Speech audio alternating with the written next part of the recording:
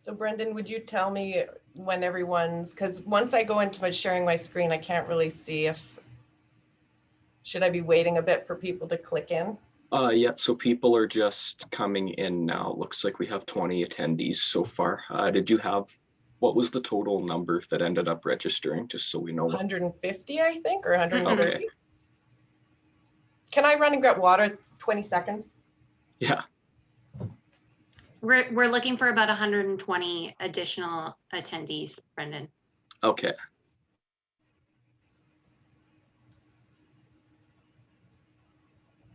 Good morning, everyone. We're just waiting for all the attendees to get online, and then we'll start in a few minutes.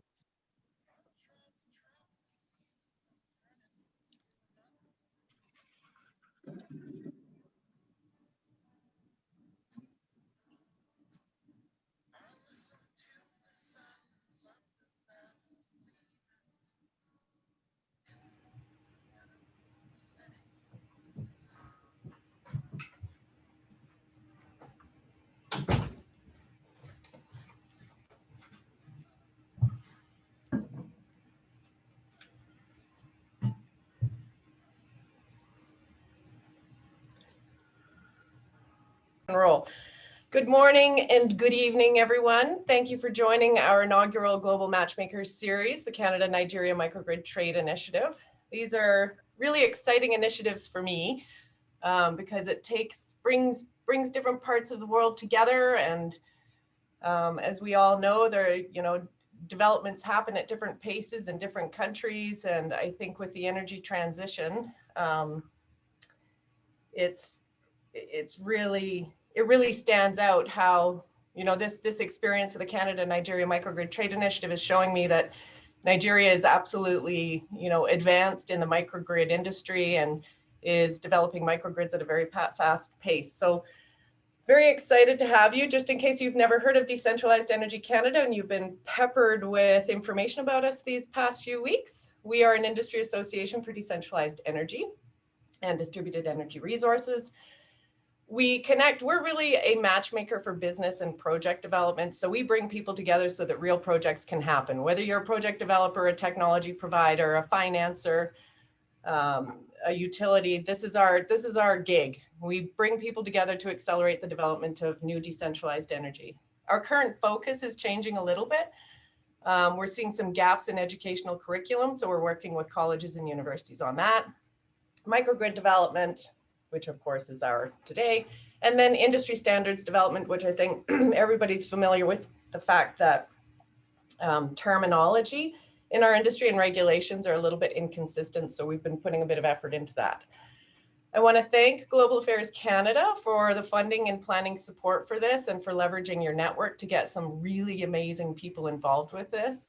And a big thank you to the Rocky Mountain Institute for leveraging the Africa Energy Program, which you'll hear about later, and bringing in their extremely credible network of Nigerian partners as well. So thank you to both of you.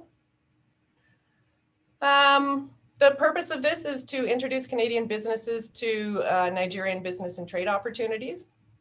This is a unique opportunity for us to exchange experiences and forge new relationships for microgrid and mini-grid projects. And in weaving into this, we want to identify some financial support in the long run for developing microgrid projects. And as you can see, we have a very packed agenda today. So we are going to streamline and push through and make this as quick and efficient as possible. But I did want to draw your attention to the definitions that we're using. So smart grids is the bigger electricity network that is enabled by ICT, so automation, data analytics. So that's a larger regional grid. Microgrids can be connected to the larger grid or can work autonomously, but they have a defined boundary like a community or a campus. A mini grid is off grid. It does not connect to the larger grid system, usually a rating less than 15 megawatts, but that varies. And then a nanogrid is usually confined to one building. And I can send you those if you're interested in, why do I have a blank slide? Oh, that's because I'm done. Anyway, so I did want to do some housekeeping notes. So participants' cameras are off and your microphones are muted. So we're going to be using the chat box today. And if hopefully all of you know how to use your chat box, send in your questions. We're going to answer as many of the questions as we can at the end. But if we don't get to your question, please reach out to myself or Aaron or Crystal or Rachel. And I think all of you have had communication with one of us to get involved with this event. So reach out to us and let us know who you want to speak with and the nature of your question or interest in connecting with that person, and we will do that. The session is being recorded. We will request permission from the speakers before sharing the recording and the presentations. So without any other pause, unless, am I forgetting anything major, Carmen or Crystal? I think I'll just move on then, and let's introduce Temi, who I believe is in Lagos, and she's going to give us a brief overview of the Canada-Nigeria trade relations.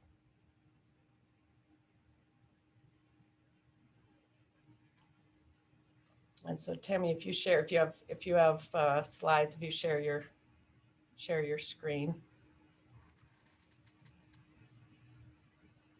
Okay, I'm trying to share my screen, but someone else is sharing his screen. Yeah, so Masayo, I think.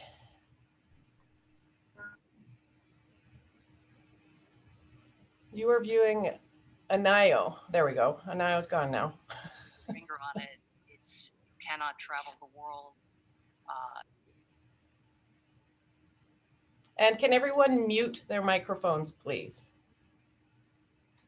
Other than Temi. Okay, we can see it.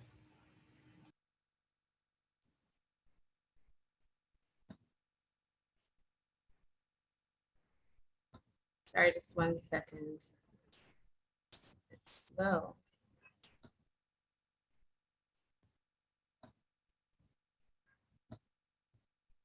So hello, everyone. My name is Temi Tayodada. I'm a trade commissioner at the Deputy High Commission of Canada to Nigeria, based in Lagos. It's a pleasure to be here to discuss Canada-Nigeria trade relations with an emphasis on renewable energy.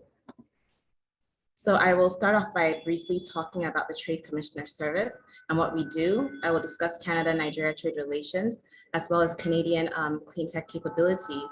I will highlight the role of the REA and talk about opportunities in off-grid energy, as well as the enabling conditions in the market.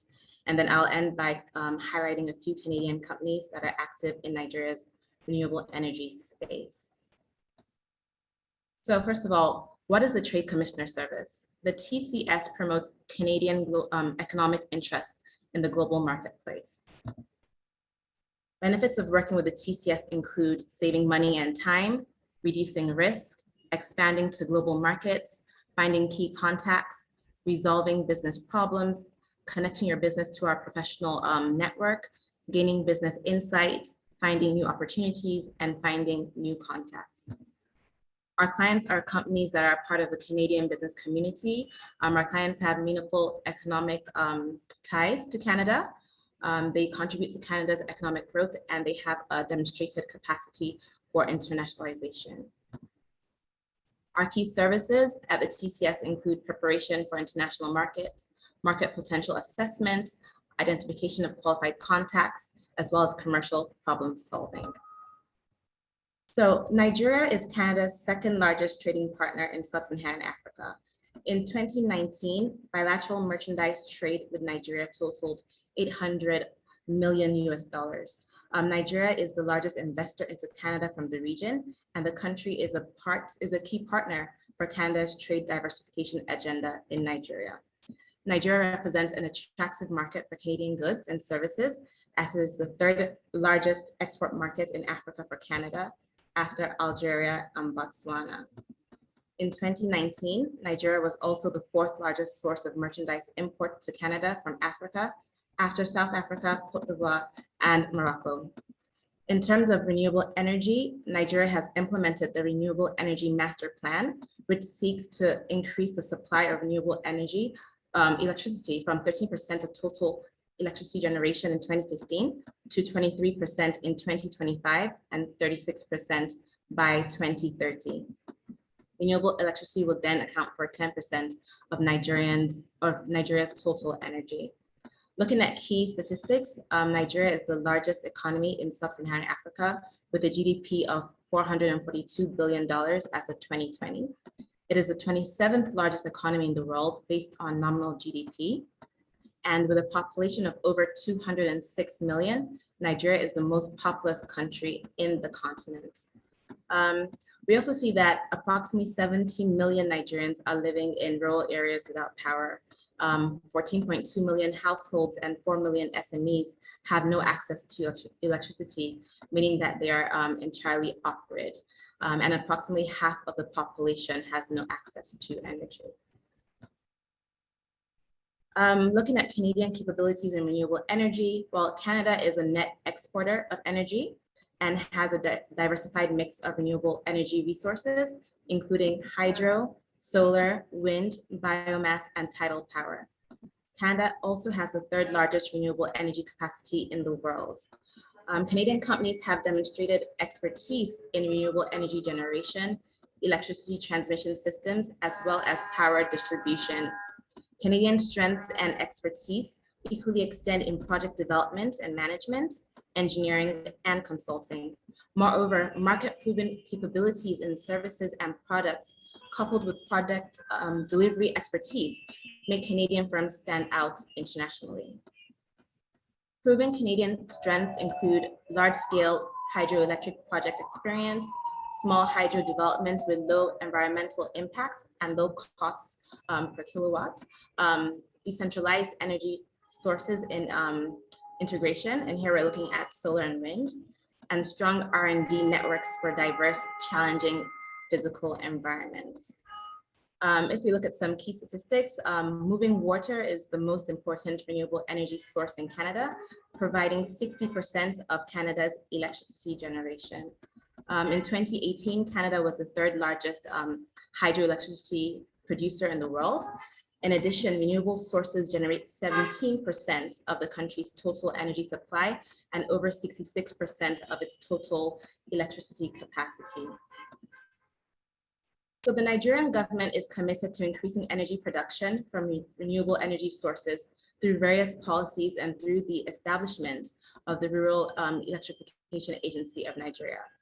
The REA operates an innovative private sector-led approach to catalyze development of off-grid solutions for Nigeria's rural communities. The REA's mandate is to develop the Nigerian off-grid power market, and it has created the off-grid electrification strategy, which is part of the Power Sector Recovery Program, also known as the PSRP. In a nutshell, the PSRP is a series of policy actions and operational governance and financial interventions to be implemented by the federal government of Nigeria from 2017 to 2021 to reset the Nigerian electricity supply industry for future growth. So the aim of the off-grid electrification strategy is to provide access to clean and sustainable electricity to millions of Nigerians, especially in rural and underserved clusters.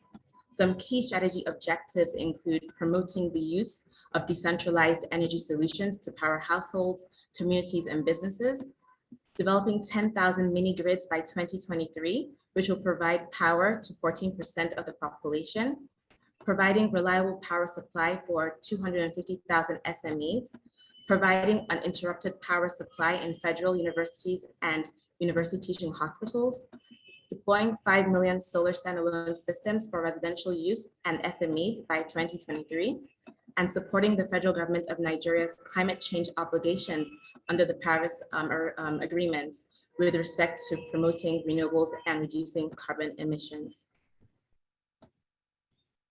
The renewable energy subsector holds a lot of potential for Canadian companies, and Lagos, the TCS office here in Lagos has seen sustained Canadian interest in this space.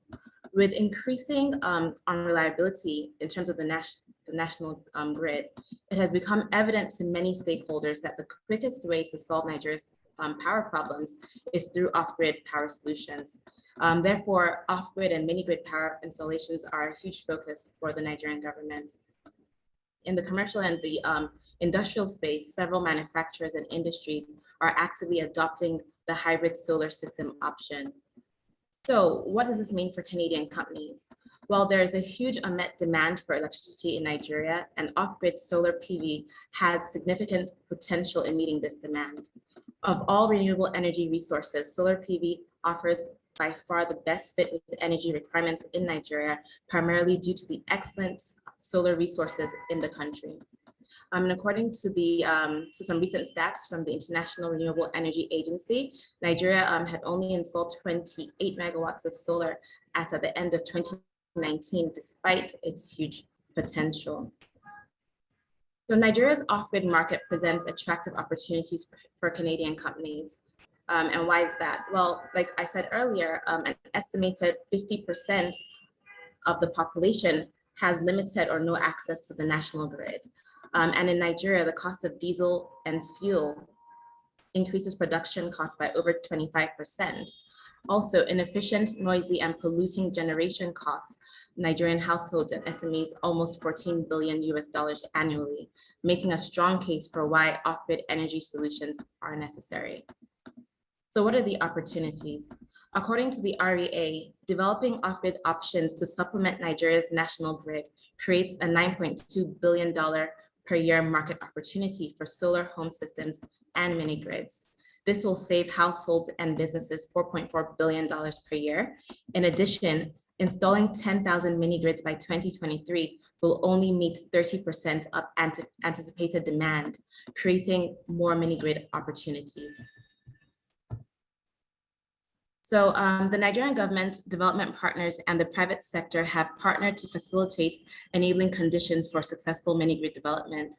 Initiatives to stimulate off-grid market growth include developer protection through NERC, which is the Nigerian Electricity Regulatory Commission's mini grid regulations, de-risking projects through an effective site selection process, and partnering with development partners such as the World Bank on financing, competitive tendering, and technical assistance.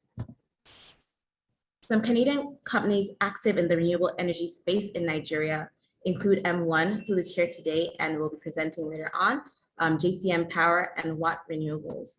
These Canadian companies have had a lot of success in the sector. For example, we can see that M1 has designed and built nearly 300 solar microgrids for small and rural communities, as well as for larger commercial and industrial off-takers. M1 has over 10 years of experience delivering sustainable energy solutions and smart electricity infrastructure to Nigeria. Now we have JCM Power. JCM Power signed the first ever solar PPA in Nigeria. JCM, along with its local partner, has been developing a solar PV project in Katsina State, which started in 2014. After negotiations with government stakeholders, the PPA deadline was actually extended to January 2019. And then Watt Renewable. So Watt Renewable Corporation signed a $20 million infrastructure investment deal to provide solar energy to Pan-African Towers. And that's a large co-location company here in Lagos, Nigeria. And this was signed in 2019. And with operations in Nigeria since 2018, Watt's Renewables' first venture into this market was a project in Ogun State. And in 3 short years, Watts has gone from 1 site to over 60 sites. On this note, we have come to the end of my presentation. So once again, welcome to the Canada-Nigeria Microgrid Case Studies webinar. And please know that the Trade Commissioner Service is here to support you should you choose to do business in this region. Now I will be handing over to the next speaker. Thank you.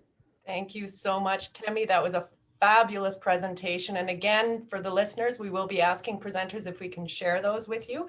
So bear with us. Mr. Sherwood, James, are you ready to share screen and rock and roll? Ready to go, yes. Let me pull it up.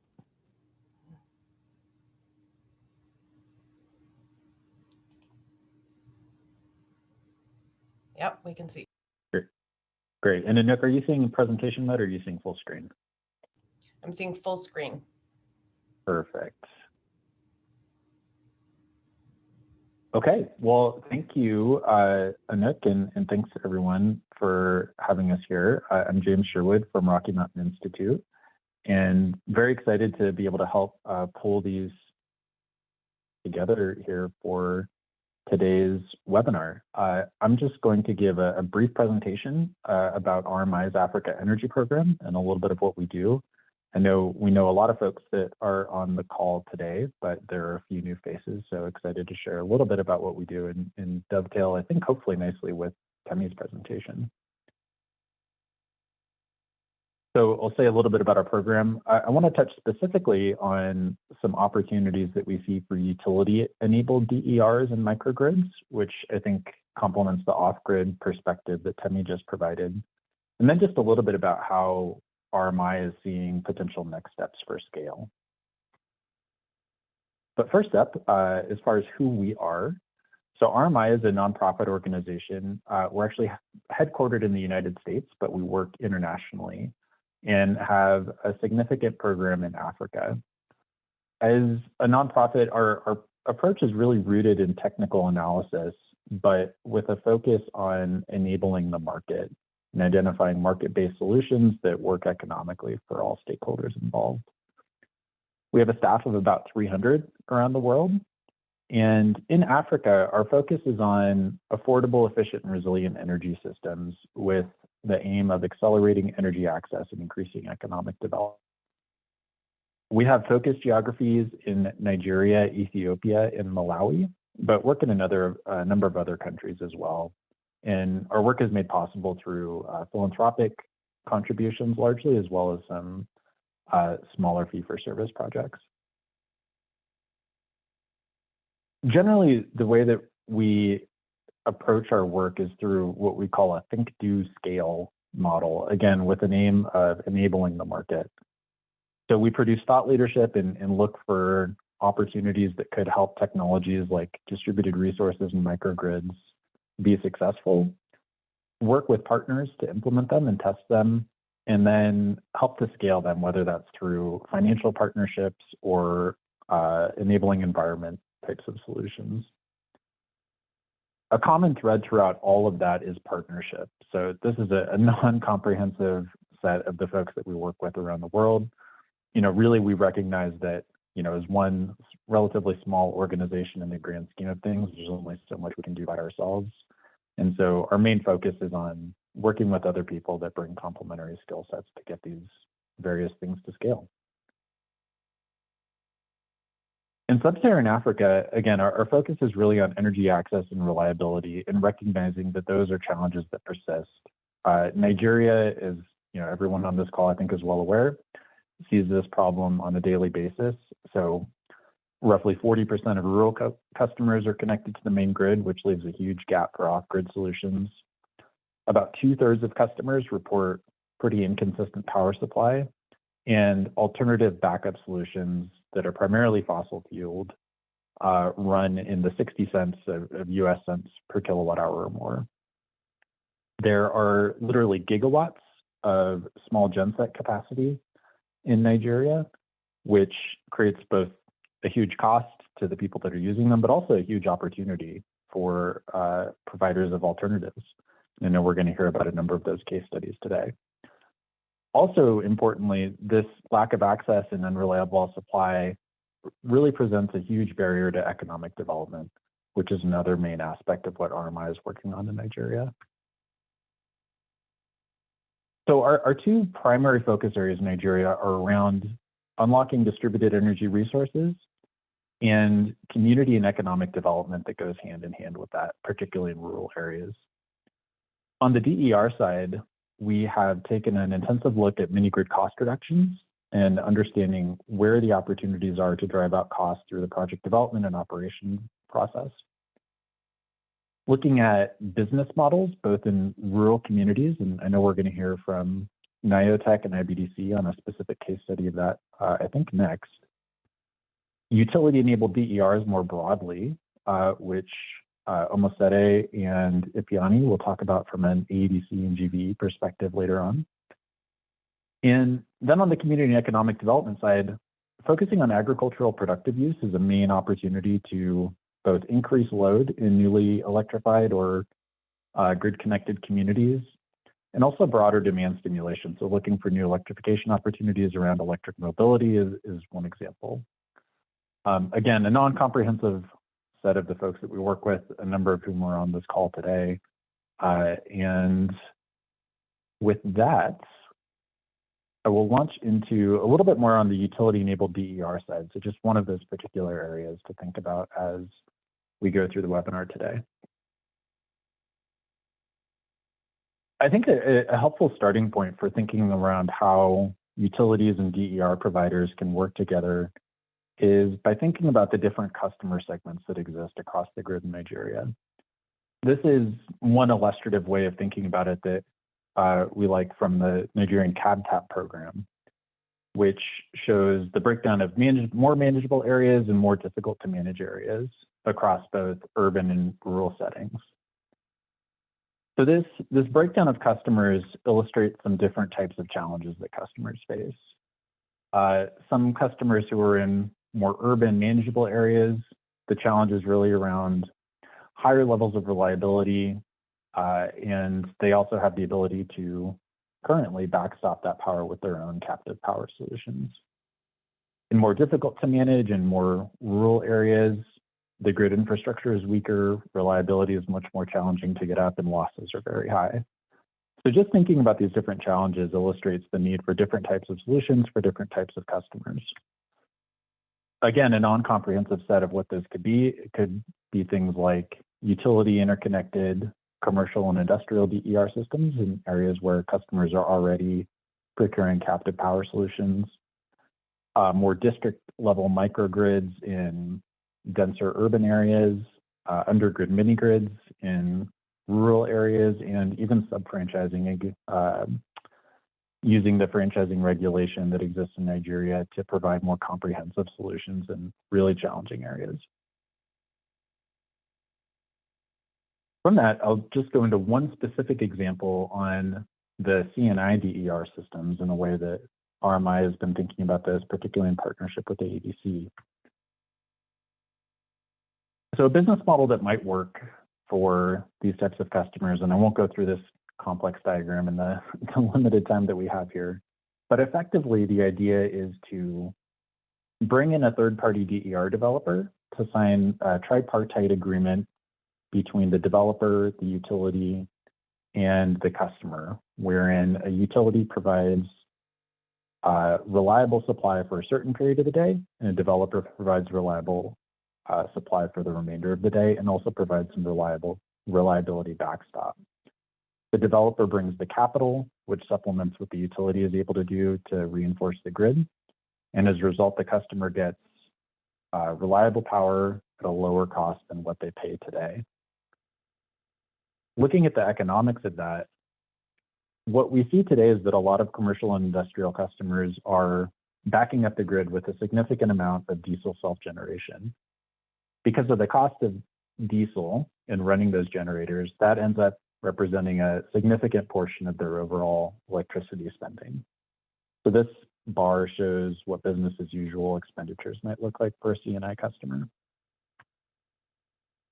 Now, oftentimes they run their gensets more than they necessarily have to because of unreliable supply that might interrupt production or power quality issues, which increases their costs. One option that this customer would have would be installing a DER, an on-site DER solution separately from the grid. In a lot of cases, that could reduce their costs straight away. So without involving the utility, there's probably an opportunity for the customer to cut some of their diesel costs. However, if the utility gets involved in the business model that I just described, they would have the ability to increase grid supply in a way that complements the DER energy, driving down the costs further. There's also some opportunities that we're exploring to then resell excess electricity into the grid, which would further optimize the project economics. Overall, this results in a significant, almost 50% decrease in customers' spending, a tripling of utility grid sales, 150% increase in grid sales, and overall a new market for the DER developer. So in terms of getting some of these ideas to scale, and again, that's just one of many potential ideas that are out there that we'll hear about today. What's really needed is more testing. So beginning to put these into practice through pilot projects, demonstrating them at scale, getting them up the learning curve and sharing some of those lessons learned through data. Looking to funders to commit to scaling these, whether through larger funds or individual project investments, and standardization, moving from individual projects to more standardized programs. This has obviously been a very brief presentation that I'm about to wrap up. So just to say, on RMI's website, you can go to rmi.org/Africa. We have a lot of resources related to this concept around utility-enabled projects, as well as a number of other topics as well. So I'd encourage everyone to check that out and take a look at some of those resources. With that, I will wrap up. So thank you very much again for the opportunity to present. And Anouk, I'll hand it back to you. Thank you, James. That was another phenomenal presentation. Lots of great information in there, and we'll want to circle back and engage these discussions again on different angles. So thank you, James, very much. And again, remember to put your questions in the chat box, and we will be addressing questions at the end. And everyone, participants, your camera and your microphones are muted because we have over 80 people on the line right now. So bear with us and put your questions in the chat box. Next up, we have Sahid Busari from IBEDC, and he's presenting on the Mokoloki mini grid case study. So Sahid, if you share your screen, and welcome. It's nice to meet you. Hi, Kendall. Can you hear me? Can you see my face? Pardon? I couldn't hear you very well there. Okay, can you hear me? Am I audible enough? I think it's a bit fuzzy, the audio. Okay. But try sharing your screen Let me switch anyway. off my video. Okay. Is it better now? Yeah, a little bit better. Okay. Yeah. Yeah. Okay. So I was actually trying to switch on my video so you put a face to the name. Okay, I see. Hope you can see my screen.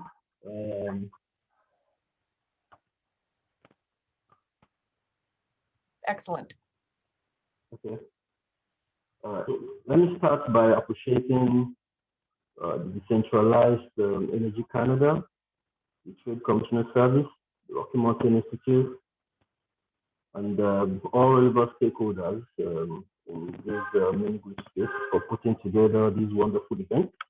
We're pleased to showcase our flagship solar mini grid project. That's the Mokoloki 1.5 kilowatt mini grid project, which is Nigeria's first commercial undergrid project. IBDC, as a distribution company, that's Ibadan Electricity Distribution Company, covers the largest franchise area in Nigeria, of Oyo State, Ogun State, Osun State, Kwara State, and part of Niger, Ekiti, Kogi, and Kogi State. So I'm going to be giving a short presentation on overcoming project development challenges in rural Nigeria microgrid, taking Mokoloki mini grid project as a case study. Okay, so a brief project description. So the solar hybrid project in Mokoloki is Nigeria's first rural commercial undergrid mini grid. Mokoloki is a community in Obafemi local government of Ogun State in Nigeria. It is a community of over 300 households, out of which 90% of electricity consumers in the community prior to the development of the solar mini grid project used diesel and petrol generators, to meet their energy needs. Ibadan Electricity Distribution Company, IBDC, the Rocky Mountain Institute, RMI, and Nayo Tropical Technology, Nayotech, partnered to bring Nigeria's first rural commercial undergrid mini grid online in February 2020. That's the brief technical details on the project. I have noticed but the project has actually outpaced our expectations in terms of total number of connections that we had, as well as the commercial performance. As of December 31st, 2020, the Microgrid serves 287 residential customers, 29 commercial customers, 11 public institutions connected within the first year of operation. The general system is designed to handle the load growth with 100 kilowatt solar PV, 192 kilowatt battery, and 88 kilowatt diesel backup installed. The system is scalable as demands grow, and the system has recorded 99.9% reliability since the first day of service. So we have an illustration on the right showing the model we're currently running in Mokoloki at the moment and our plans for the future. So STEM, which is the autonomous solar mini grid or microgrid, which is what we have on the ground at the moment in Mokoloki, consists of the solar PV with the batteries, feeding businesses and homes, and with the meters and all the gadgets installed by the developer to monitor the operations of the system and to monitor the system performance. So in the future, at the moment, the system is still isolated from the main grid. So, but in step 2 now, we're now showing the options that we'll have for the future. We're thinking, okay, is there a way the main grid can complement what we have on the ground in Mokoloki, especially at night when the solar PV depends on storage. So this will, in a long way, bring down the generation cost, as well as also improve reliability in the system. So hopefully before this year runs out, 2021, we would find ways, to connect the main grid to the solar microgrid currently on ground to see how we can complement one another. Currently, IBDC is working with some other developers like Nayutech to deploy various business models, including interconnected mini grids across our franchise areas. Now going to some of the challenges. I'd like to mention that while developing the project, we encountered a number of challenges, of course, because the mini grid space in Nigeria is still evolving. We don't have a number of mini grids, operating in Nigeria at the moment, and of course we experienced some teething problems while deploying the technology. So one of the issues or challenges that we encountered was the huge metering gap.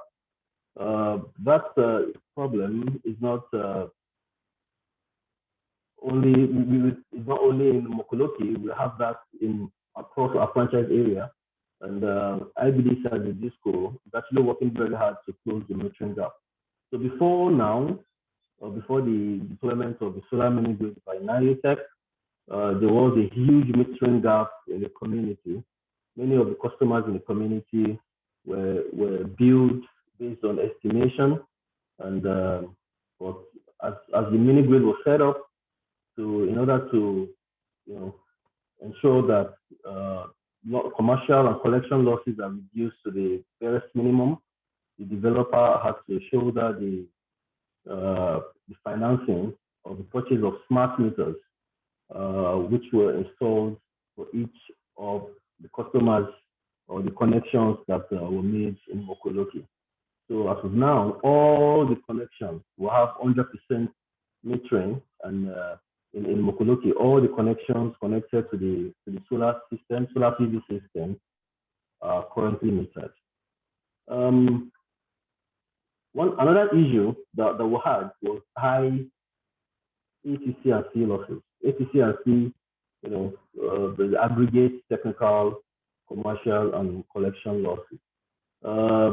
For this solar, mini grid system to return investment, there was a need for the developer to ensure that it brought the ATC and C losses to the barest minimum. So the technical losses, which were due to, number one, obsolete distribution infrastructure, and as well as substandard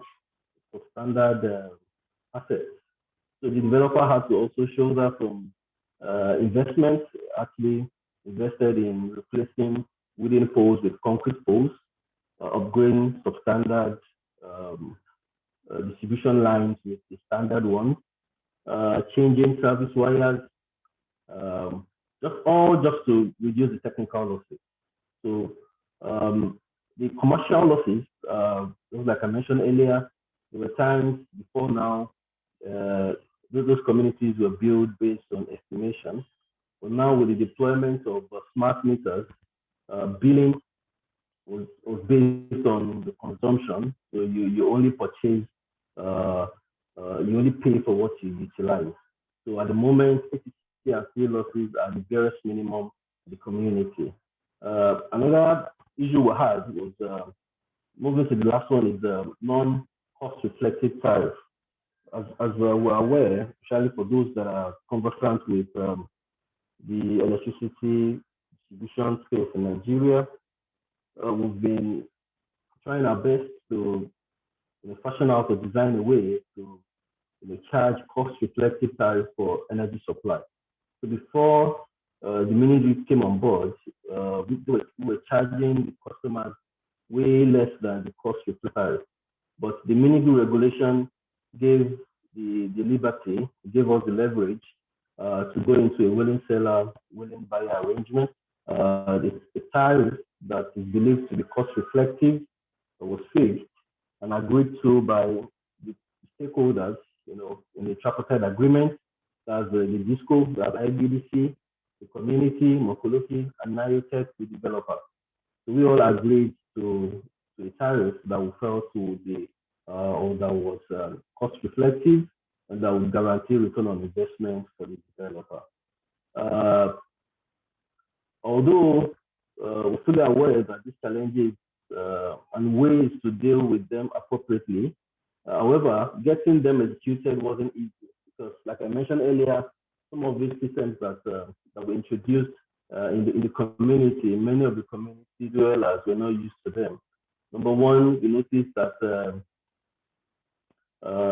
when we installed meters, because many of the equipment that the community, the consumers were using prior to the deployment of the mini grid, many of them were highly inefficient.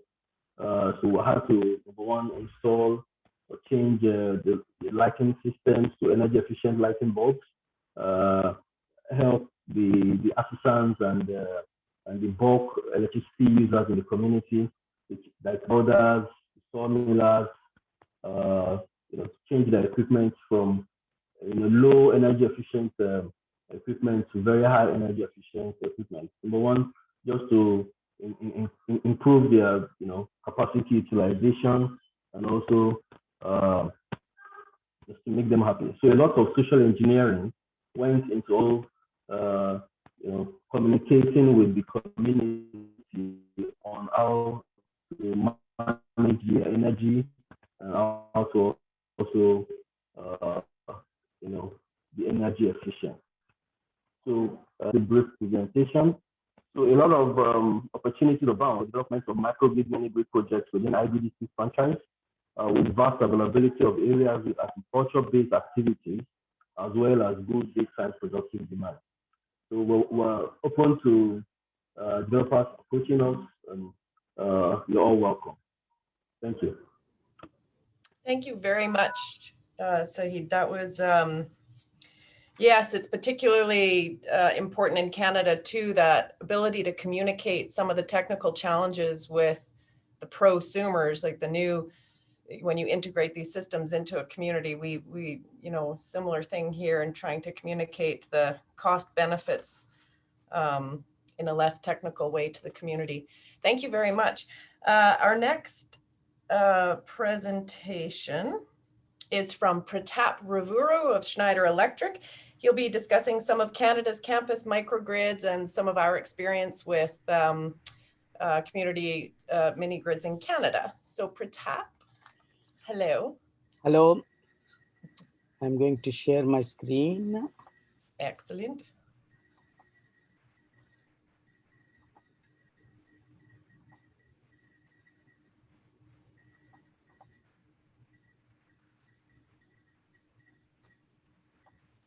Excellent. 1 second.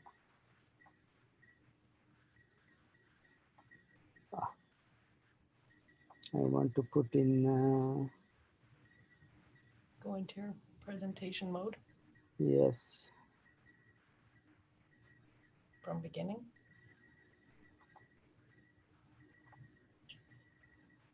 Isn't it just that bottom one? Yeah, the 1 second. Yeah. Excellent. Okay, good. Yep.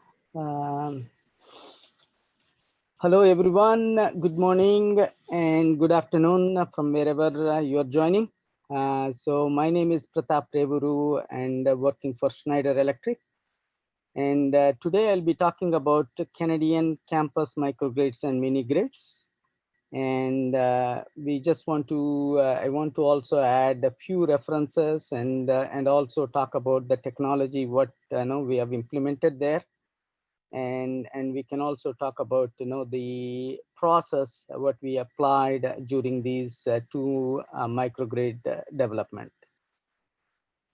Just a brief intro about Schneider Electric. We are well balanced globally. We represent all four areas. One is North America, Western Europe, rest of the world, as well as Asia Pacific. And we also develop a number of new revenue type of generations, especially to actually work on sustainability. The main focus for us is energy and automation and digital solutions for efficiency and sustainability. So that is where our focus lies. And when it comes to microgrid, we talked about smart grid, mini grid, as well as nano grid, and also microgrid. So when it comes to microgrid, there are three various ways of doing it. One is called grid tied, and this is where I think it is primary use is how we can optimize the electricity bill, and also how we can bring the sustainability footprint. When it comes to off grid, it becomes more on how we can actually bring the efficient as well as future proof power system to the people who do not have any access to the electricity.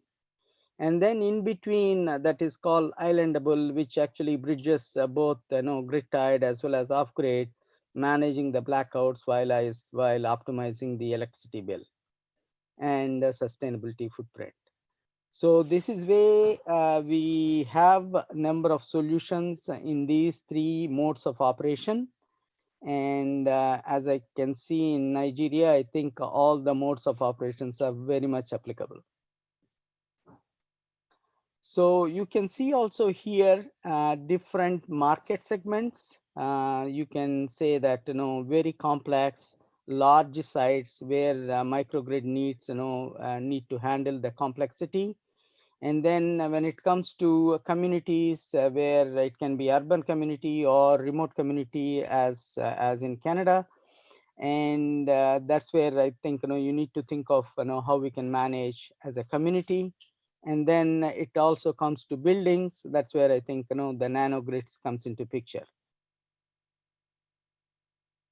So when it comes to process, we follow this concept from the concept study to energy optimization. As you can see here, we start with concept study. the way in which we think about the concept study is actually identifying customer needs. Then we go to preliminary design, where we actually understand what amount of energy required, and also what are the sort of stakeholder responsibilities, as well as the investment options. And then we go to detailed engineering, and then we do actually what we call design build, and then we do the install and commission, and then operate and maintain and energy optimization. So there are two phases. One is more on the engineering and procurement phase, and the second phase is more like construction and operation phase. Both are very much linked, but at the same time we can think of phase one is going to more focusing on engineering side, and also understanding the concept of what type of microgrid we want to bring. And on the other side, it will be more on the construction, how we want to integrate a number of equipment, and how we actually want to commission and also make sure that it operate and maintain. Generally, this is of course varies depending on the project, the dimension of the project.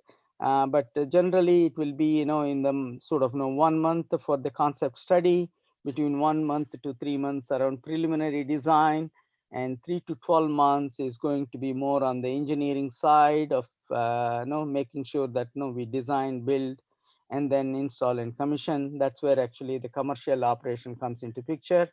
And then of course 1 to 25 years will be more on the operate and maintain, and also energy optimization.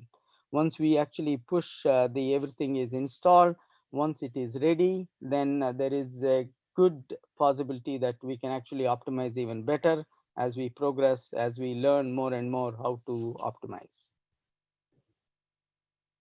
So this is one example, which is in NATE. NATE is the Northern Alberta Institute of Technology. This is where we have implemented, they actually have what we call microgrid platform, where many small and medium businesses can come, develop, validate, and also they can actually do the technology readiness inside the Center for Grid Innovation. Meaning that no, there is a platform available for people to come, both utilities and also small and medium businesses. They have number of distributed energy resources, including the PV, energy storage, natural gas generator. So they can come and they can experiment how a microgrid can operate in a real world. Meaning if they want to do some proof of concept, they can come and do that, because they have the control system also is established. That's where they have what we call EcoStruxure Microgrid Advisor, which is the energy management system. We also have EcoStruxure Microgrid Operation, which is called mainly to talk about the real-time management, and also it will understand the power management side. And then they also have a number of products which will be connected to the grid, and they can do a number of experimentations so that it will facilitate that the project is fully ready when it has to go to the real environment. Then the next one is I want to talk about what we did in Ryerson University. It is more on the smart grid as well as microgrid. As you can see here, again, we have what we call EcoStruxure. EcoStruxure is in a 3-layer structure, which is an IoT platform, Internet of Things. You can have the connected products, and then you have the edge control, and you have the apps and analytics. And in all the 3 layers, we have actually given the information to Ryerson University, where we created the smart grid lab. There you have a custom switchboard, which is mainly to, as you can see in the screen here, this is a real substation environment which has been brought to the lab, which means you can actually test a distribution system inside the lab. As you can see, there are one sort of incoming and you have 3 feeders, feeder 1, feeder 2, feeder 3. And we also have the ability to actually remove the sort of main incoming, meaning you can actually operate the whole system in islanded fashion, which means like a mini grid. So this is possible inside the lab, and it has been tested. It has been did a pilot testing inside the lab. There are a number of utilities coming inside the lab to do the experimentation and also pilot testing.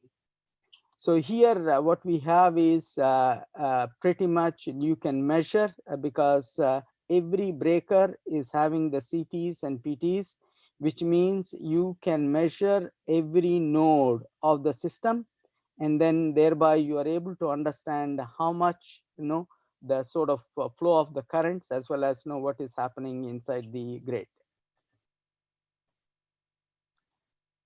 So as you can see here, these are the technologies we use when it comes to either Northern Alberta Institute of Technology or Ryerson University campus. What we use is connected products. We have a number of connected products here. As you can see from the UPS inverters for the solar, we have energy control center, we have power quality products, and we have low voltage and also medium voltage. So all these products are available because we need to make sure that it is integrated into the system, and they're all operating at the level of milliseconds. And then we also have what we call edge control, meaning how we can actually real-time operation, looking at the site situation, looking at what need to be addressed, what need to be responded. So these are the systems which have the ability to operate in seconds time, and it also has the ability to real-time measurement. So we have for the large sites, we have the EcoStruxure microgrid operation. We also have the small, medium sites, which means we can scale down, scale up, depending on the complexity of the microgrid. And then we also have the energy management system, which is mainly to understand what is happening, how we can optimize, how we can actually bring the sustainability into the picture for a microgrid.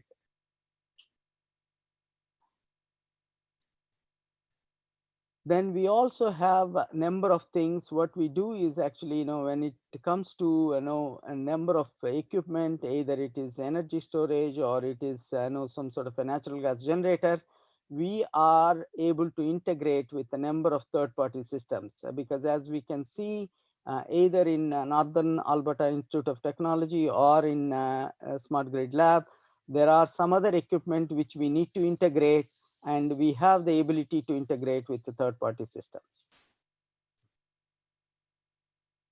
So this is the energy control center, which we have designed and developed as a packaged solution, which is going to be very useful for small and medium sites, especially when it comes to you want to bring the microgrid with less complexity, and also having completely packaged solution to a site where we don't have to do much of testing.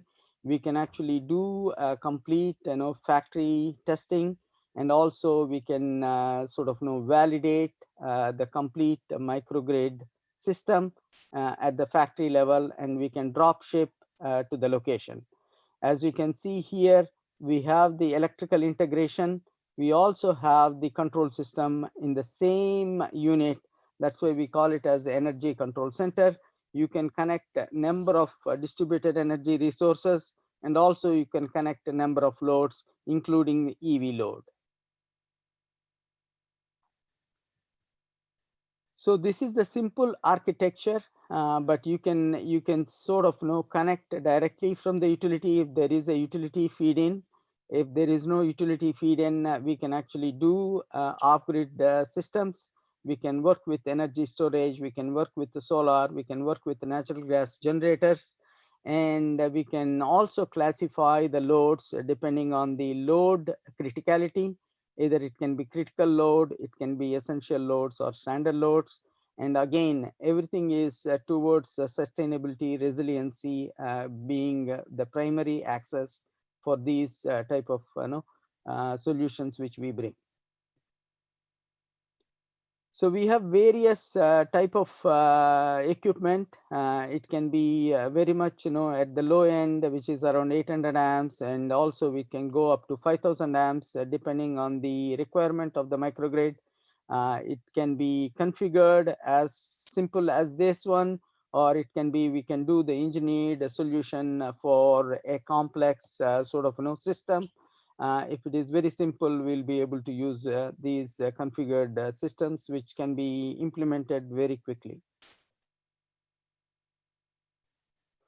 So this is how we actually sort of design. We know that we need to integrate with a number of distributed energy resources, and also we have to integrate with the utility. As you can see here, this is the simple architecture what we follow. And we also have this system, which is energy management system, which is in the cloud, making more efficient to actually come with a lot of inputs, either from the customer, either from the weather. Also, we monitor energy market pricing, and also we can handle demand response requests, and we can put a number of things inside energy management system, mainly because it is actually in the cloud. And then we also have the controller system, which is actually at the premises, and that can be connected to number of distributed energy resources as well as the loads. So we have been recognized as #1 most sustainable company in the world by Globe 100 for 2021. As you can see that this is where we want to move more and more sustainability bring to the world, as well as to actually think of how we can develop more technology towards bringing sustainability. Our purpose is to empower all to make the most of our energy and resources, bridging progress and sustainability for all. And as at Schneider, we call this as life is on. And we always think of how we can bring sustainability in everything what we do. These are the resources. As I can say that there are a number of resources. We have software for the microgrids. We also have a number of products, and we also have case studies, videos, as well as brochures. You can actually have access to all this. I'll be sending this presentation so that you'll be able to access number of things from the website. That is what I have. If you have any questions, you can send me, and then I'll be able to answer. Excellent. Thank you so much, Pratap. And we have a little sneak in here, Anayo Akenwa, who is co-presenting with Sahid. I apologize for that, Anayo. If we can get you sharing your screen now, and it's great, Pratap. You've got the microgrid is snuggled between a perfect microgrid presenter. So thank you. Anayo, perfect. We're starting to see your screen.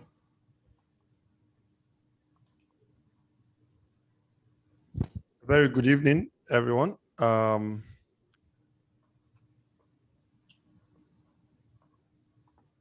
sorry I missed the show somehow, but I'm back on track. Sahid and James have done justice to the project, Mokoloki project in question. I'm just trying to put some icing on the cake. My name is Okinwa Anayonas. I'm the CEO of Nayo Tropical Technologies Limited, an indigenous renewable energy company based in Nigeria. We have over 2 decades, project footprint here in Africa. We have 3 different business segments. We do mini-grid utilities, where we build, own, and operate micro utilities as a power as a service kind of offering. In the off-grid space, interconnected mini-grid space, commercial and industrial. We also, our background is EPC. We do a lot of EPC in renewable energy, not just solar. We do hydro, We do wind energy projects, and we do energy efficiency as retrofitting and other O&M, third-party O&M activities for telecom, in the telecom sector. We also do manufacturers representatives. We do OEM production and franchising for other equipment manufacturers. We've been in the industry for about 2 decades. We pride ourselves as an industry leader locally here in Nigeria as, when it comes to cost reduction, reliability, and sustainability. We've been pushing our little boundaries here. We pioneered, metering systems for small captive projects as way back as 2010. And in 2019, we also pioneered the interconnected mini-grids project with RMI and the IBEDC. We own and operate our own microgrid controllers, and which we developed in partnership with Fentech in Germany. It has always been our focus, trying to adapt technology to our relationship, leveraging on our international relationship, like what we're doing today. We've built a pipeline of over 5 through the 5 distribution networks in Nigeria of over 100 megawatts. We intend to build out, raise funds and build out in the next 5 years.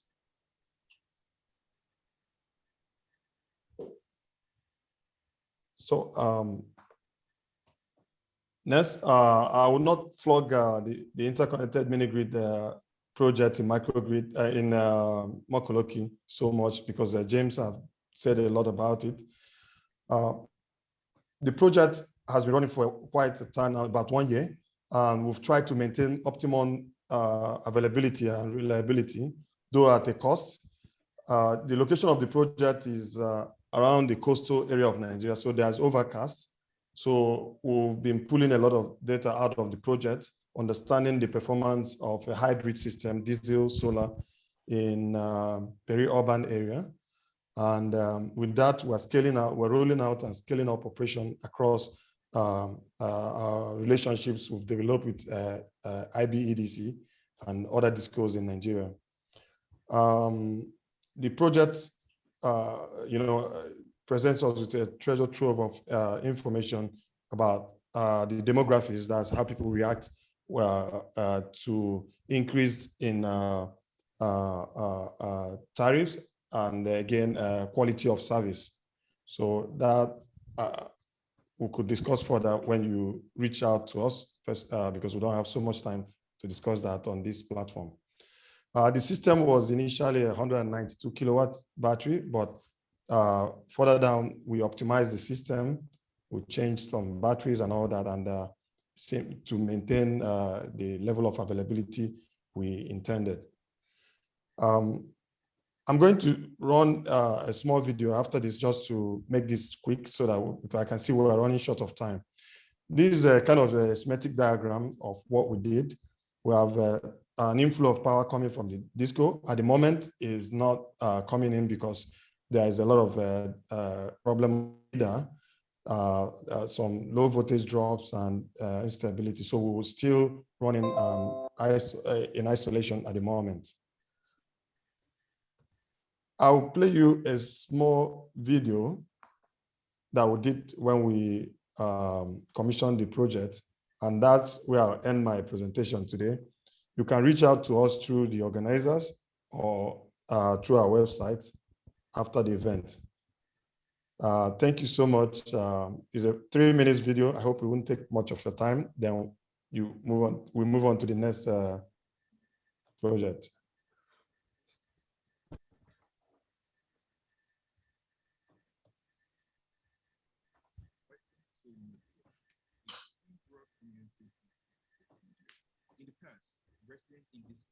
I have a feeling the video won't work on the platform. Okay. Yeah, sorry about. Okay. I'll be rounding up this event. So if there's any need to reach out to us, you could write us directly or connect through the organizers of the event. Thank you so much, Nayo. Yeah, we can send that. We can send the link to that video to all of the attendees as well. Thank you so much. Okay, thank you. That was excellent. And next up we have M1, interesting Canada-Nigeria activity with M1, and their CEO, Mir Islam, is presenting on commercial and industrial applications for microgrids in Nigeria. So with that, we will line you up, Mir. Yeah, I'm just sharing my screen. So let me know when you can see. Thinking about it. There, got it. Okay, perfect. Good morning, good afternoon, good evening. Thank you to Decentralized Energy Canada for having me. I am Mir, the founder and CEO of M1, a Canadian-Nigerian engineering and technology company. M1 has been working for over 10 years successfully in the Nigeria's power sector and renewable energy. And today I will share our experience, our project case study, and an outlook for the CNI microgrid space. So starting, we'll go through the before I go through the agenda, I would like to introduce M1. M1 was founded 10 years back with a vision to transform Africa's aging power infrastructure into decentralized, decarbonized, and digitalized energy system. Now the agenda is really looking at 4 areas: the background, the market opportunity for CNI, a case study of our Mabushi project, which is an advanced solar microgrid focused as a flagship project focused on scaling future projects, and of course the future outlook of CNI in Nigeria. So let's look at the background. The background in Nigeria, of course, is showing, we know that Nigeria is Africa's largest country and the third largest, fastest growing in the world after China and India. And it still faces a lot of challenge with energy access, with 42% of Nigerians either not connected to the grid or lack access to reliable power. On the right side, you see the chart, which shows you that 14 gigawatt of CNI customers are currently powered by diesel generators, which is really a high potential for CNI microgrid deployment. And in addition to currently the cost of equipment such as battery and solar panels going down, we see decentralized microgrid increasingly becoming the solution of choice, both technologically and commercially, to address Nigeria's CNI off-taker. So with that, we look at some of the sector's challenges. One, unreliable power supply.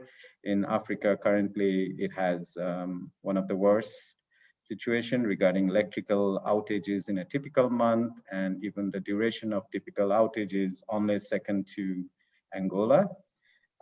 We have the 14 gigawatt of generation capacity, and which is quite expensive. So, which really makes CNI microgrid a good choice. And third, sustainability is increasingly becoming a focal point in many corporation mandates. So that also is another driver for our solar microgrid. One third area is looking at currently approximately 1.3 gigawatt of CNI load are on the grid.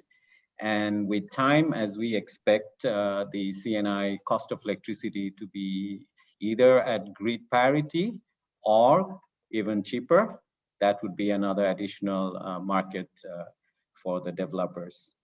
So one thing to bear in mind, I mean, this is looking at, you can see Ghana, which is the most costliest at 25 cents. and for CNI, and Nigeria, which is at 11 to about 10 to 12 cents. So what that really shows us here is it explains why we see a lot more projects being developed in Ghana. And in Nigeria, I think it's just the onset. I think we're at a very critical time and lots of great opportunity ahead as the technology is becoming a lot more competitive. So in terms of value proposition, obviously there are quite a lot. We see fuel saving, we see lower levelized cost of electricity, especially compared to the diesel generator, improved power quality, reliability, obviously independence, and finally meeting the corporate sustainability targets. As these are some of the things that we expect that would really drive the deployment of solar microgrid in the years to come. Now we'll look at a case study, which is M1's advanced solar microgrid in Nigeria, in the capital city. This is a flagship project, and it's at the final commissioning stage. It's being fully tested before the ribbon cutting. Some of the challenges that the client wanted us to look at were, of course, the lack of reliable power during workday, affecting productivity, high electricity bill. The federal government of Nigeria has set renewable energy and efficiency target. And we want to look at this project as a flagship to explore, scaling up to other federal government ministries and obviously a model for renewable energy developers across the country. So this solution consideration, we had to look at quite a lot of critical things, efficient use of space, which is why we used a lot of carport, rooftop, cost consideration on how we reduce the cost of electricity. Of course, very important is the standardization of technology and having a balance between really good quality equipment and achieving financial targets, which then means we're able to actually reduce energy bill and look at, if a project is expected to last for 20 years, then the equipment has to be chosen to actually kind of be aligned with the financial model, rather than financial model is working on 20 years and the equipment will not really last more than a few years. So I have to be quick. I know my deck we have quite a lot of information, so I'm not going to be able to attend everything, but after the presentation, if anyone is interested, we'll be happy to provide more detail. Some of the goal from an SDG point, of course, we look at SDG 13, SDG 7, and 12. SDG 7, which is very popular and known, meeting renewable energy targets and better environmental benefits. We had 2,600 tons of CO2 emission reduced, and which is equivalent to about $130,000 in carbon prices, equivalent to 166,000 trees planted and 180,000 car miles driven offsetted. So also one really important, which we like, is the fact that a lot of focus on efficiency. We've been able to reduce 40% of the demand. And this is just simply removing the old air conditioners and upgrading the lightings to LED. The project we're really proud of, and the project development lifecycle, we had a lot to look at. And I think what I can share within the limited time, it's really that a lot of focus has to be at the at the site visit, at the value engineering that goes into selecting the right technology, the right equipment, and looking at, carrying out a lot of studies on the especially for brownfield projects like this, looking at the infrastructure. And you build a system, but it has to work. So there's a lot of site specificity to consider. You look at long lead item. Unfortunately, a lot of equipment have to be imported, so a lot of planning is required. Use of standard equipment, off-the-counter equipment, off the shelf, rather than going into customized designing, which really adds to a lot of time and cost.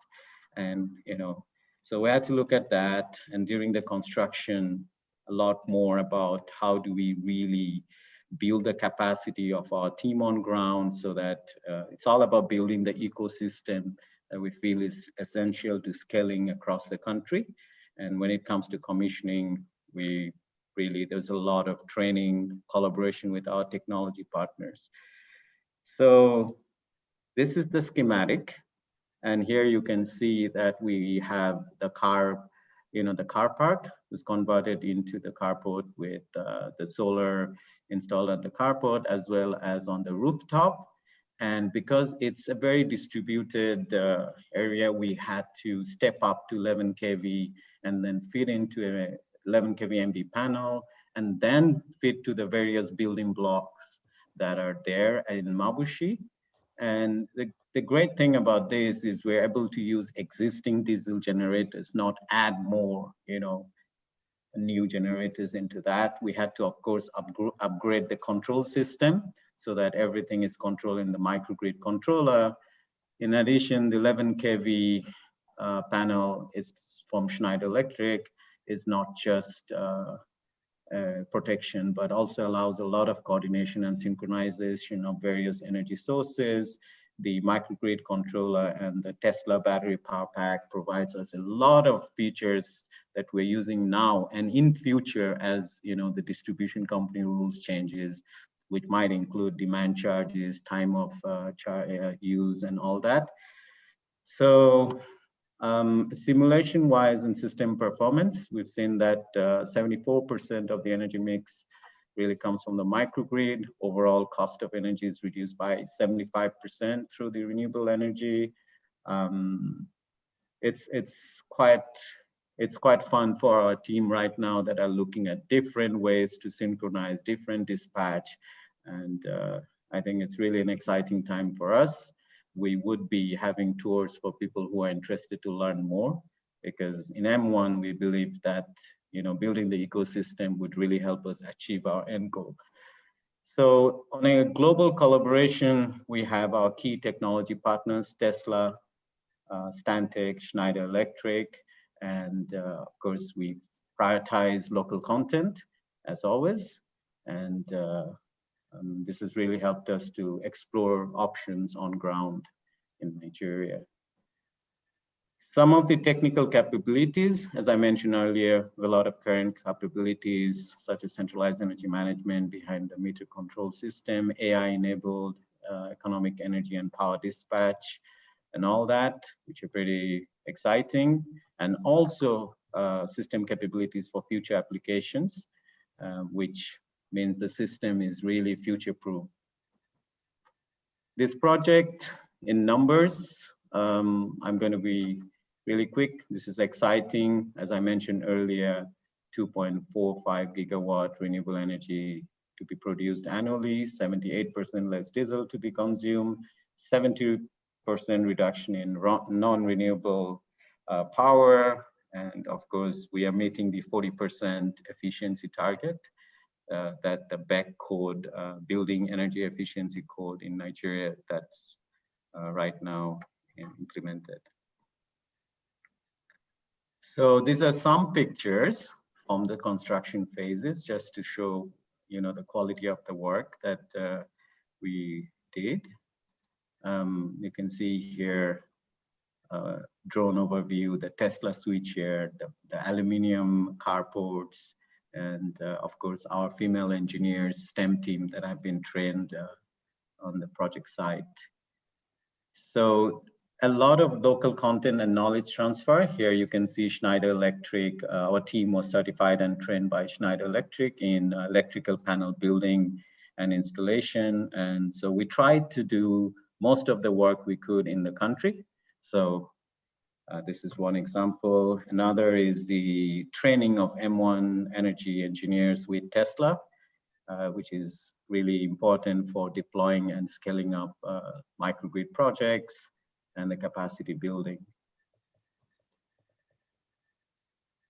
We have the local content on the also focused on the female STEM internship, where we feel this is an area to build up the capacity and to create a gender focus equivalency and help a lot more female to get into engineering, the STEM programs. We're really proud of this. So future outlook, we definitely feel microgrid is the future. It's a standard building block of the smart grid. And just like Nigeria jumped from landline to the cell phone, this is exactly what this would really provide. And looking at a concept here is we're looking at energy access at the rural side. Once we're able to have more captive generation and more focus on productive load, means a lot of factories focus on food processing can get closer to rural area where the farming takes place. And that's where that would really build up more economic development right in those rural community. Captive power consumption for factories, a lot of generation, which would be really 1 megawatt and more. And with the cost going down and cost of electricity from solar microgrid being competitive with the grid, it will make sense even for the discos to focus a lot more on embedded generation. And some of the drivers would really be, well, electricity subsidies to end by December 2021, resulting in increase in CNI tariff from its current 10 to 12 cents to a cost reflective rate. Solar electricity will be competitive with grid electricity, enabling scaling up of microgrid currently using grid supply. And of course, energy storage is expected to go down further, making microgrid even more competitive. Future outlook, we see a lot of industrial park coming up, on-site generation becoming the norm for malls, data centers, farms, industries, and other CNI application. As I mentioned earlier, embedded microgrid 10 megawatt plus with electricity directly evacuated through the distribution system.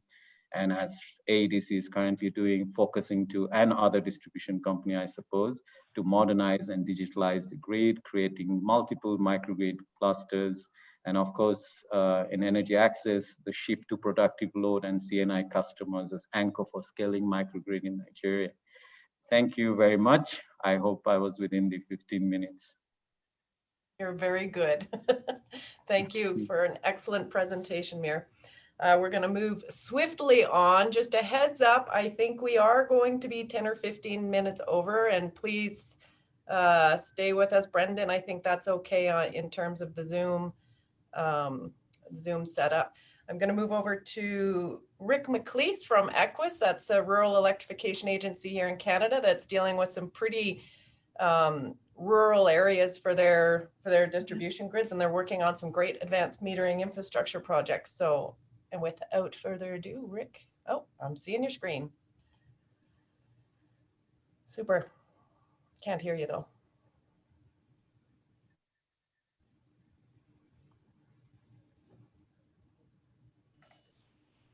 You can see the screen there? Yeah. Excellent. Perfect.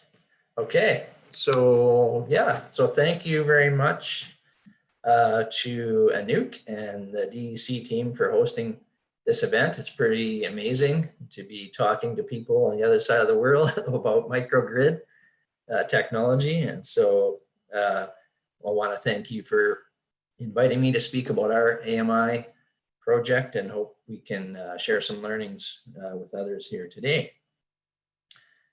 So yeah, I just wanted to note that some of our partners are on the bottom of our, on this first slide here, which is Natural Resources Canada, Alberta Innovates, and Landis & Gyr is our technology provider. So very important partners in our project, and wanted to make sure that you knew who they were.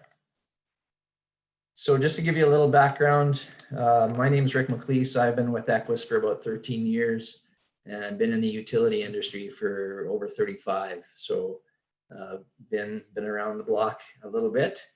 And I did, just for interest, I did a search on Nigeria as far as the size of the country versus the size of Alberta, just to get some perspective.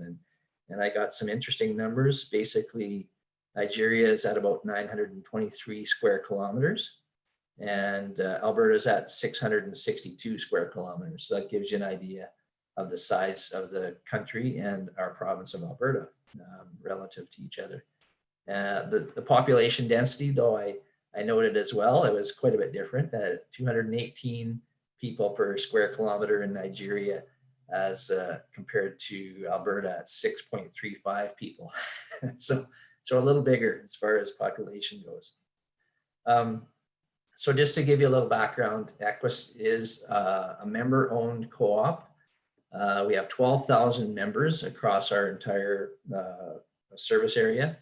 And all of those members obviously are, they have a board of directors, and they determine what the rates are, what the projects are that we do. All of those things are decided by our board of directors, which is again made up of our members.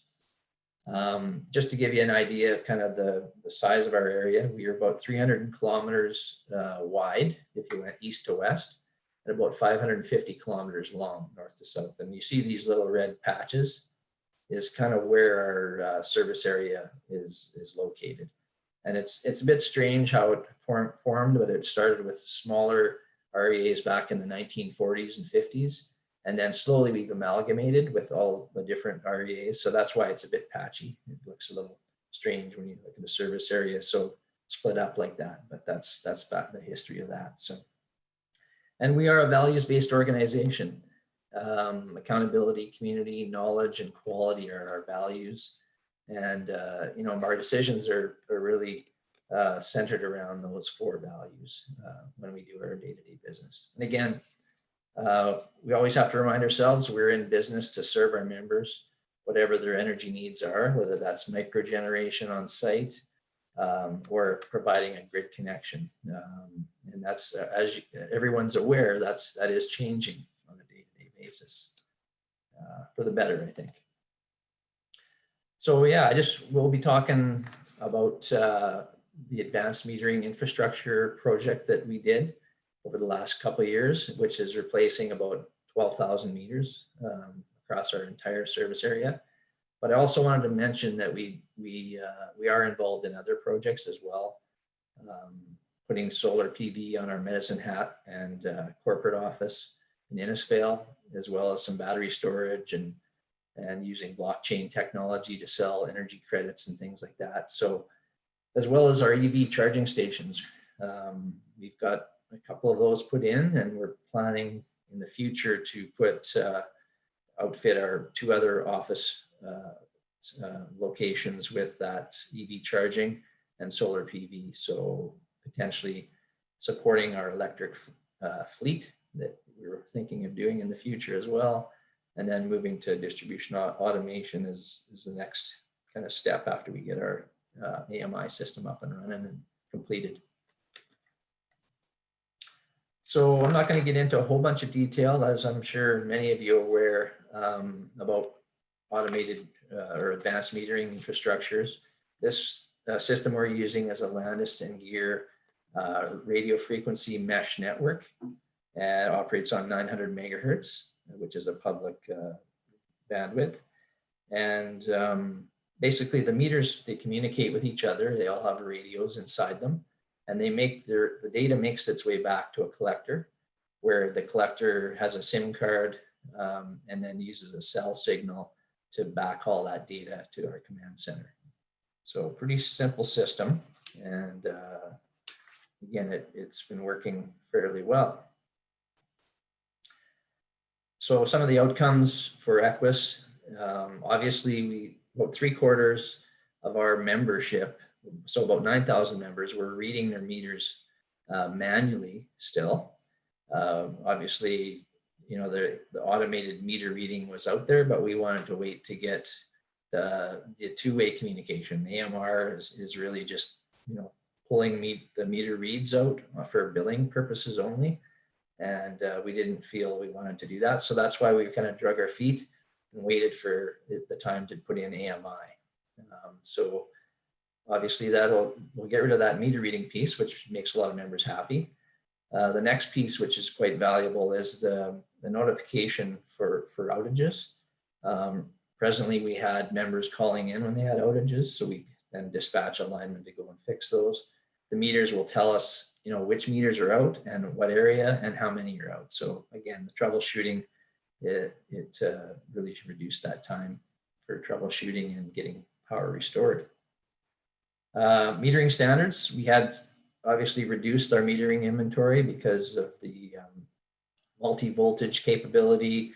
They're bidirectional, all of those things. So again, we moved from a large inventory, different meter items to a small condensed inventory system. Also for system improvement projects, we had the capability of monitoring voltage. And as a rural utility, that's really important as we got long feeders, and as the load increases, the voltage drops. So really important to have an understanding of where the health of our system is and when to pull the trigger on a system improvement project. Kind of prioritizing based on the data we get back from our meters. And then the last one, we do have gas cooperatives. So similar to electric co-op that we are, there's gas co-ops that operate in our area as well, and they read meters for gas consumption. So there's potential that we could partner with them and provide them a service and make that a win-win for, with a network that we have installed out there already. So Equus really felt that the AMI system was really the backbone to many other systems. And so it's really important that we put that in first so that we could provide the information to those other applications like outage management and the system reliability, our billing systems, our customer information systems, mapping systems, and then in the future, like I mentioned, distribution automation, which will be something that we're looking to do in the future. So again, the AMI was very important to get that installed first. Some of the challenges. So we had, obviously, like I mentioned before, we have a large area and it's spread out as you've seen on the map. We have, like I said, 12,000 members, and down in our south area, close to the United States border, we have a lot of irrigation members who are really spread out. They have really large plots of land, and so that was really their big challenge was, is RF going to work over those distances in between members, and having those meters communicate. Is it going to work? Was the biggest thing. And then when you look at a project like this, it's spread over 12,000 members. So how do we do this and deliver it in a timeline that is meaningful? So, we don't want to do it over 10 years or 20 years. We want to have some impact to our members right away. So we decided to take it over 2 years, and again, with the help of the financial help with some of our partners, it was doable. So, but those were some of the things we had to think about at the beginning. So the real game changer for us was the use of the passive antenna.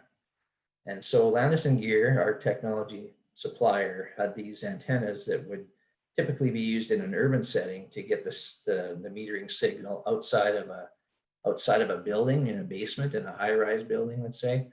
But they thought that maybe what we could do is put these antennas up our pole so that you get more height, and put them in key locations so that the meters where their signals may be a little bit weak, or the RF network is a bit weak, we could strengthen it by putting that passive antenna up our pole. So really that made this whole project doable. Instead of putting collectors and routers worth thousands of dollars across our service area, we put these passive antennas, which was probably a couple $100 each, installed on these poles to make, like I say, to make the whole project viable. And just so I can give you, the next slide shows that. Basically, we're able to do the whole service area with, what do we got, 37, about 43 collectors, and which is pretty amazing when you look at the service area. So again, without those passive antennas, it would have been a very tough thing to do. You'll notice as well, in our central area, we did have a pilot in 2018. And so we did use 5 collectors, 3 routers, and 17 passive antennas. And some of our more challenging geography where we had trees and kind of hilly and mountainous locations. So we did test it out before we went out and put the whole project in place. But again, there was some piloting and making sure that the technology is going to work first before we did that. The board basically said we needed to do that, which made a lot of sense.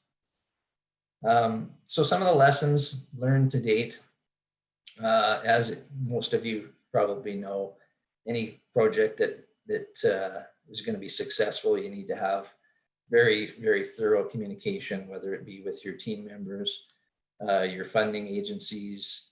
In our case, we have our board members, our EQUIS members, and our EQUIS staff. So again, it's a big impact. It impacts everybody really within our EQUIS team at, across the service areas and our billing people and all that. So again, keeping everybody advised on what's going on and what steps we're at was really key.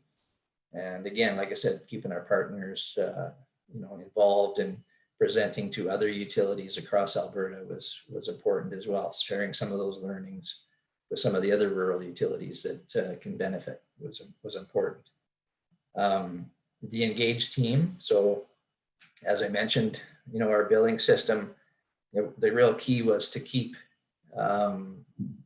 keep this disruption to our billing system, less or with no disruption if that's possible. So again, when you're changing meters out, 300 meters a day, it does create some gray hair for people in billing to make sure that it goes seamlessly.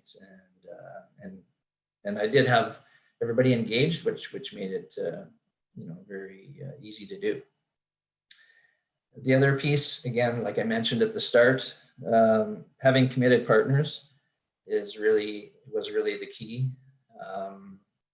Having a project like ours, which was really breaking ground in a rural environment, made it attractive, I guess, for people like Alberta Innovates and for Natural Resources Canada to be able to fund that and be able to share some of that innovation and knowledge with the advanced metering infrastructure in our rural areas. So, and Landis and Gear, again, for them, it was really important that our project succeeded as well, because like we said here, it's the first of its kind, and they really wanted to be a great strategic partner with us to be able to showcase our project with other rural utilities was really important to them. And that's really important when you're doing a project to have a partner, not just sell you a bill of goods, but to have somebody that's working through the issues with you on a daily basis. And I can honestly say, Landis and Gear has been very easy to work with and very supportive of all of the issues that we face in the project. So very key to have that. So the last piece, I know that's kind of what we wanted to talk about, was how do you get buy-in from your investors? And so just to give you an idea, like the cost of the project, it was about 3/4, 75% of it is going to be paid for by our EQUIS members, our 12,000 EQUIS members. And I think it's about $3.50 a month for the next 10 years, essentially. So, a cup of coffee, per month. We thought that wouldn't be too, overbearing for most of our members for the benefits that they got out of it. And, the remaining 25%, as I mentioned, would be funded by Alberta Innovates and Natural Resources Canada. And so again, helped us out a lot with a project of this size. That's a lot of money that our members aren't having to pay for. So but I think, you know, like any project, what's the benefits, right? And so I kind of went through the list and thought, you know, for members, really it's getting that good service and getting good value. The fact that, you know, we'll know about outages and we'll be able to restore their power a lot quicker. They don't have to read their meters anymore. And then the knowledge piece really kind of ties in as well for them, is that we have a member app available on their phone, and they can also you know, see what kind of consumption they have, see what their demand is, and start to change the way they use their energies, you know, on their site. So again, I think those are some of the benefits for the biggest stakeholder, our members. So that's really how we did sell it to them and showed them the benefits, as well as, like I said, the system improvement side. If we can, you know, change, if they've got voltage issues and they're not, you know, calling them in, we don't know about them right now, but we will know with the meter data that we get back. So again, providing that good service and good quality product, it will be a lot easier to do with the data we get back. As far as Alberta Innovates and Natural Resources Canada, you know, the innovation piece and the knowledge for them is huge. You know, they can, again, share that across the country, across the province, with other rural utilities, like Nigeria. I mean, Canada is a big open country, and you know, we suffer from the same things as well. Just getting service out to those rural communities is a challenge for us. So any knowledge or innovation piece that can support that service to our outlying communities, I think Alberta Innovates and Natural Resources Canada is you know, they buy in for that reason, right? So, and then Landis & Gyr, like same kind of reason.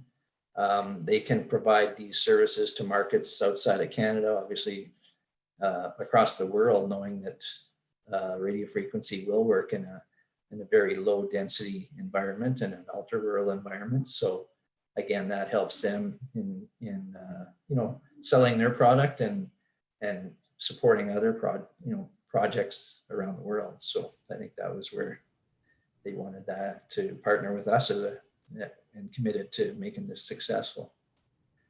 And then the last but not least would be the Equa staff. Obviously, you know, having that knowledge of the meter data and the servicing, and having the tools to be able to provide very efficient services to our members, I think was really, you know, really important, and having them support that and feeling proud to be able to provide that service, I think was really an important piece too, right? That buy-in from our staff on this new product was key as well. So with that, yeah, I can share the slide deck and hook up later for questions. Obviously, the next speaker wants to use the time, and we don't want to go too far past. So thank you.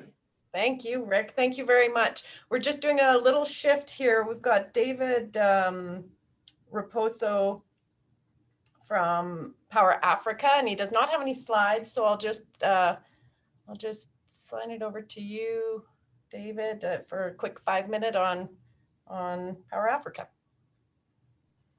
And thank you for the opportunity to give just a quick digest of the presentation here without any slides. Hopefully this will be right to the point, but by necessity, this is going to be nothing but an overview. Excuse me, I'm being prompted to start my video. So that's what I'll do. Great, hopefully you can all see me. I will skip over the pleasantries here and just hope that all of you are familiar with Power Africa, at least in a passing way. In very brief summary, we're a US Agency for International Development led partnership of private businesses, US government agencies, bilateral partnerships with governments like Canada's, and multilateral institutions like the African Development Bank, the World Bank. We are, all of us joined in our ambition to bring 60 million new connections, electrical connections to households and businesses in Africa, and to bring 30,000 new megawatts of power capacity. Myself, I belong to the Beyond the Grid team at the Power Africa Coordinator's Office. And in that capacity, I have the privilege really of working on energy access issues all day, every day. I'm sure that all of you on the call today will agree with my perception that Nigeria is the most interesting off-grid market anywhere on the continent right now, in terms of capital flows, in terms of enabling environments, in terms of the eagerness of the government to stand behind the investments that they've made. It's a really exciting place to work, and we've been excited to work there in recent years. We have a long corporate resume of engagement in the sector and a long roster of tools that are available to private businesses. And I understand many private rural electrification businesses are on the call today. So I'm going to direct this presentation at you. I'm going to describe some of those tools that are available. I'm going to do so at a high level. So please follow up with me after this conversation if you'd like to learn more. First of all, I'd like to make you aware of a big contract vehicle that Power Africa has in place in Nigeria, dedicated to the power sector. It's called creatively the Nigeria Power Sector Project. The key function of NPSP is to have its finger on the pulse of the energy sector in Nigeria.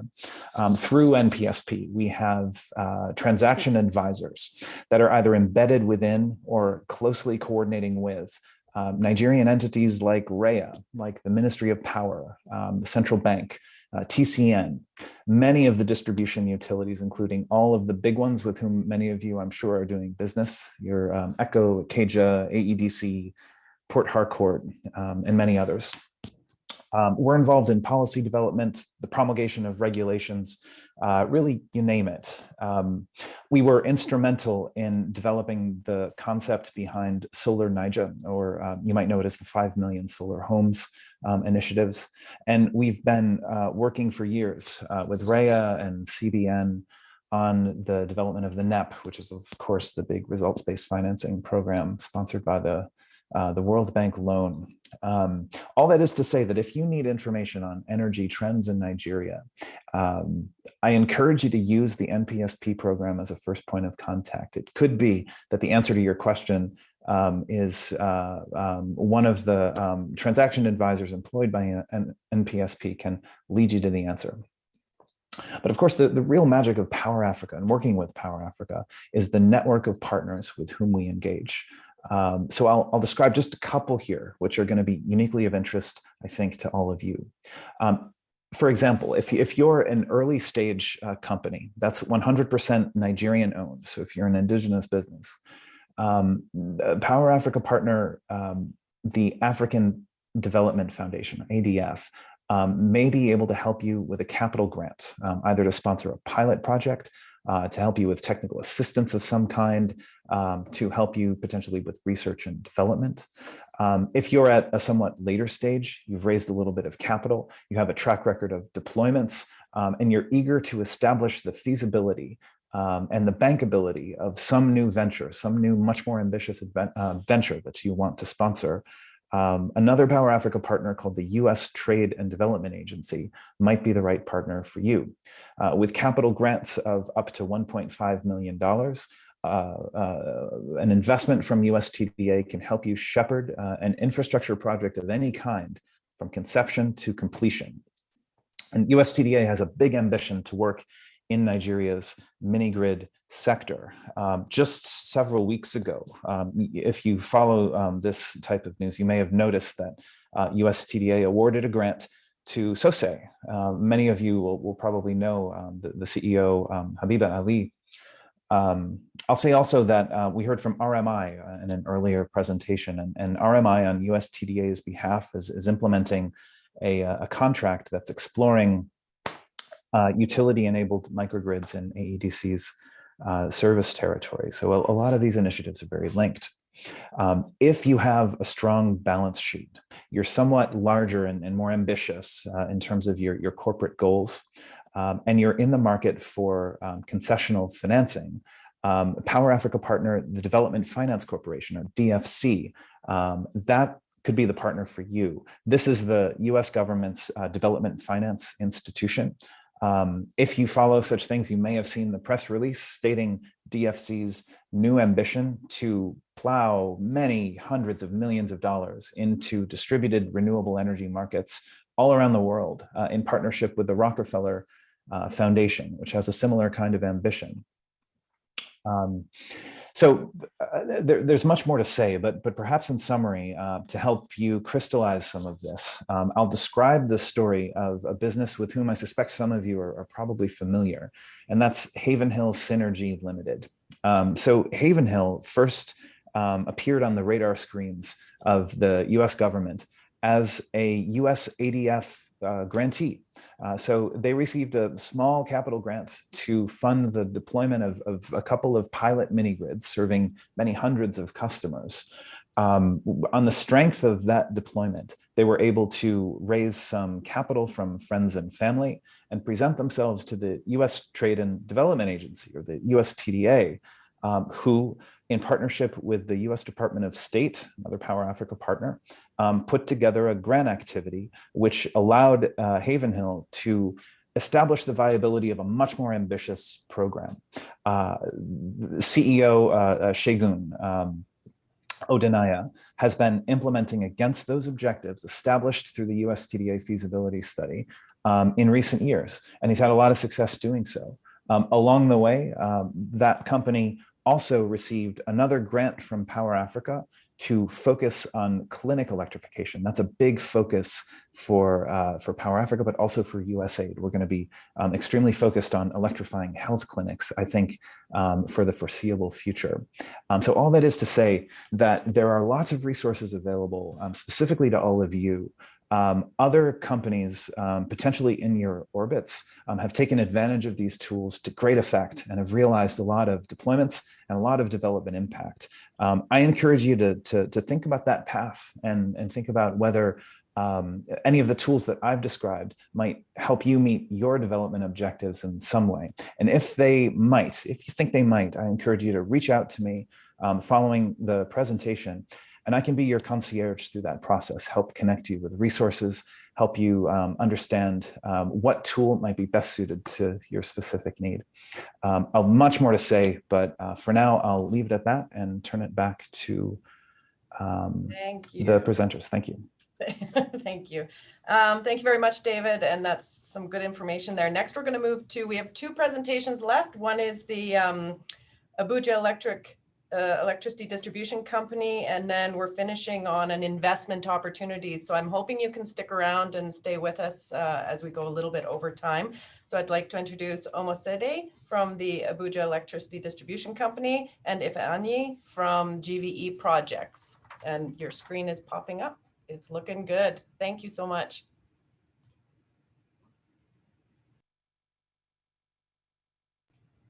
But I think you're muted. Oh, there you go. Yes, I just noticed. Thank you. Good evening, everyone. Thank you for the opportunity going to ADC to share about our DESA project or program. So I'll just go ahead quickly and do a brief introduction of what DESA is. Okay, so for the rest of the audience that's perhaps not familiar with the Nigerian power sector, I've just done a very quick overview to give them a sense of why, as a distribution company, we developed a program called DESA. So, you know, the Nigerian electricity sector has gone through a rapid transformation through its transition from a state-owned monopoly to a privatized market.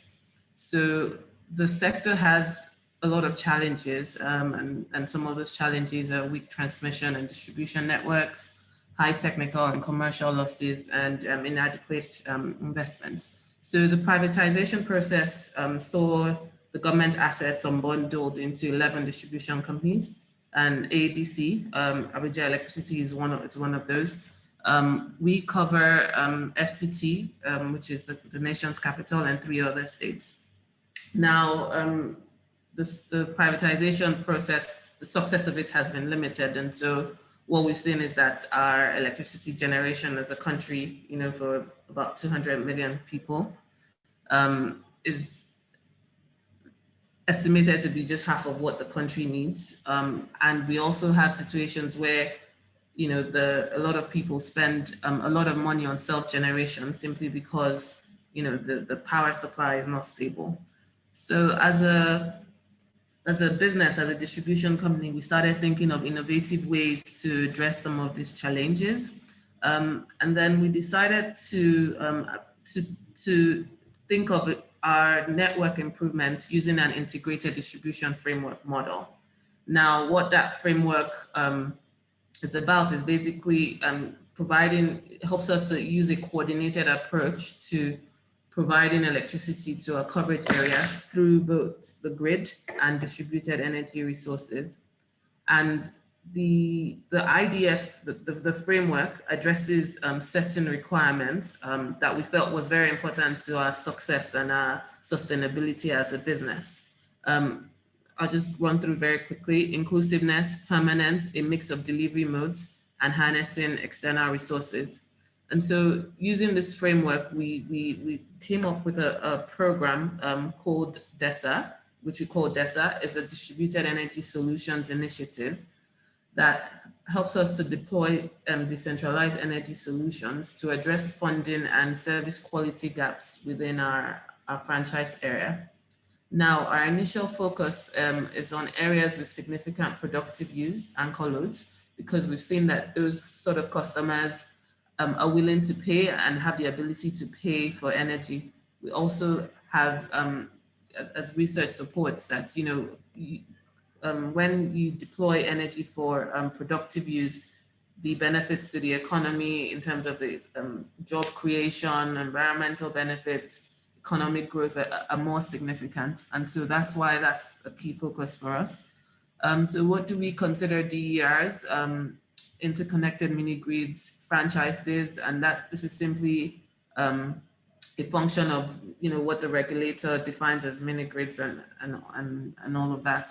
But in terms of what we consider as the focus of the project, of the program, is interconnected mini grids, franchises, and embedded generation.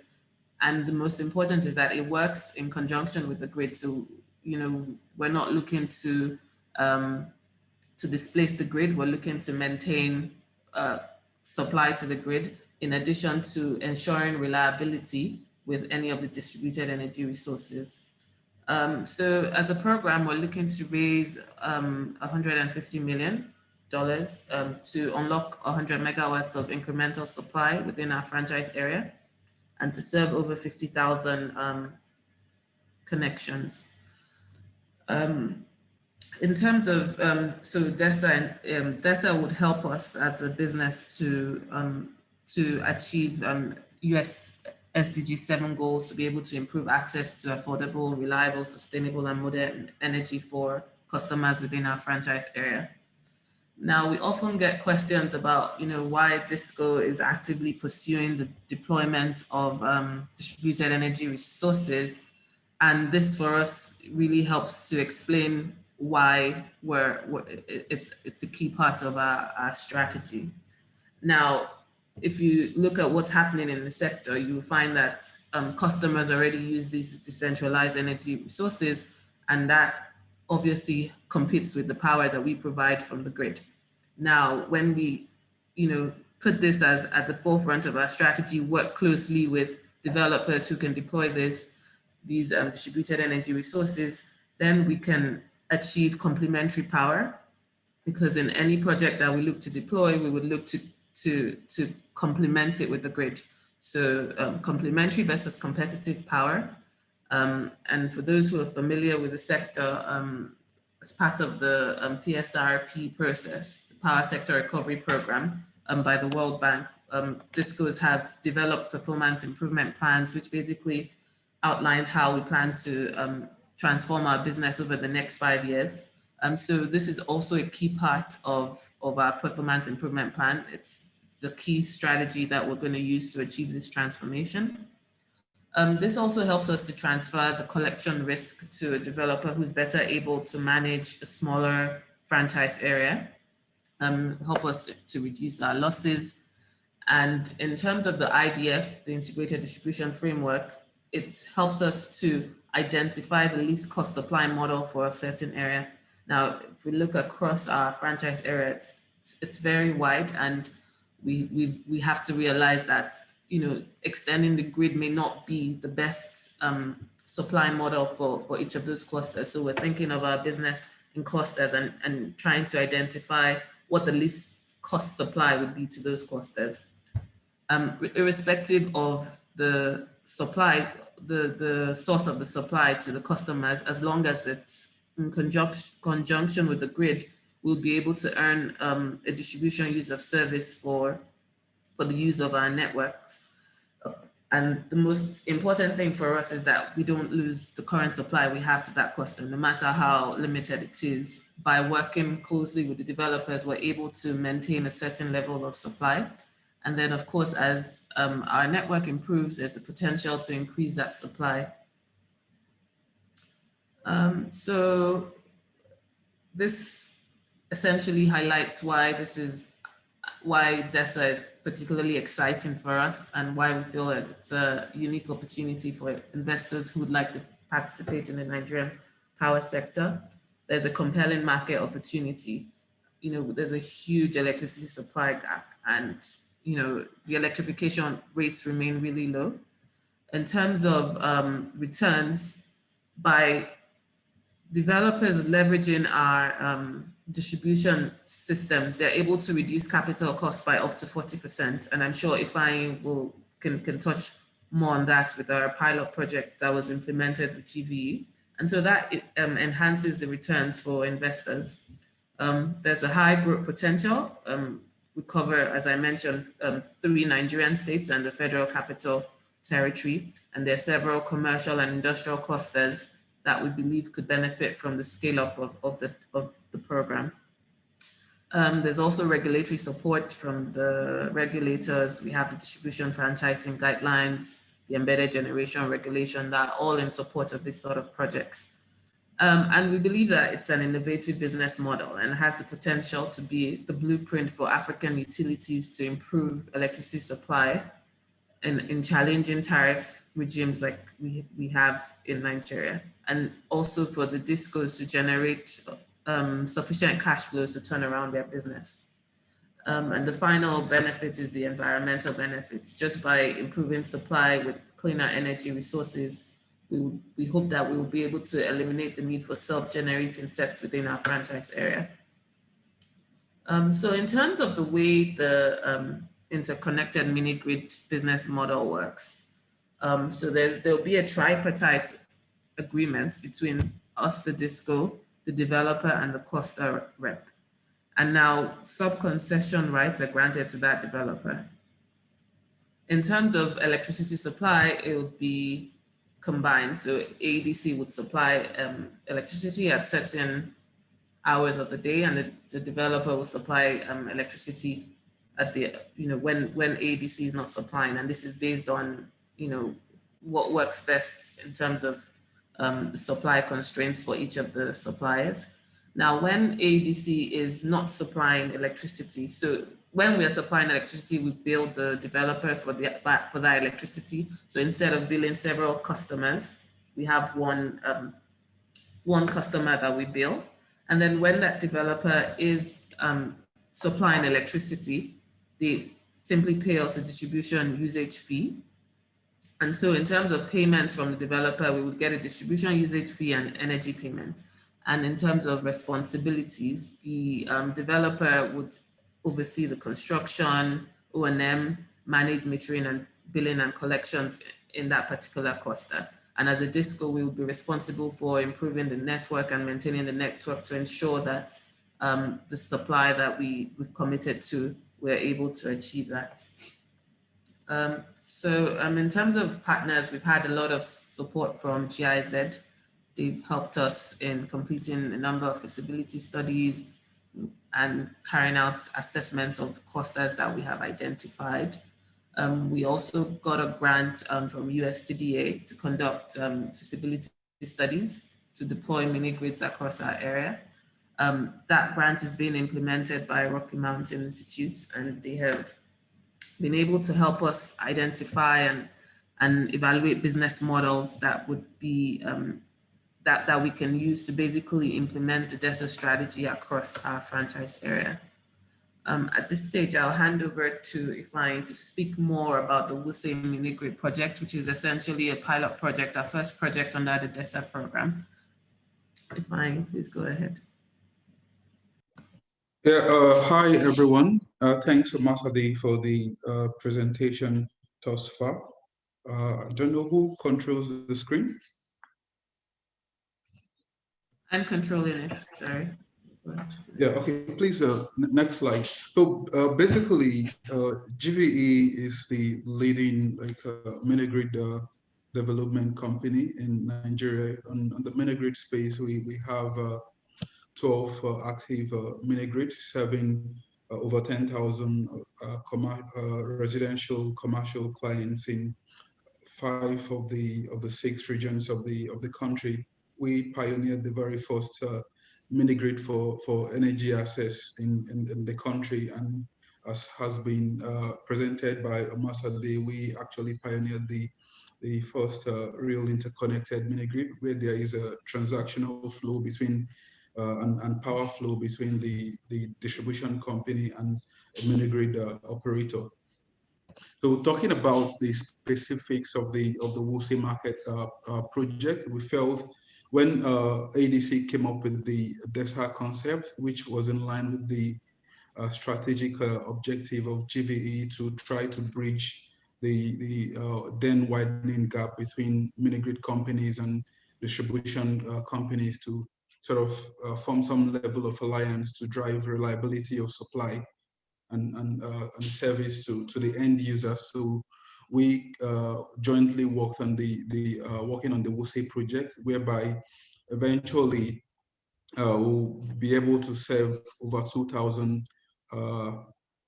connections or shops in the market and be able to increase or minimize the current technical and commercial losses in the market, which stands about 40%.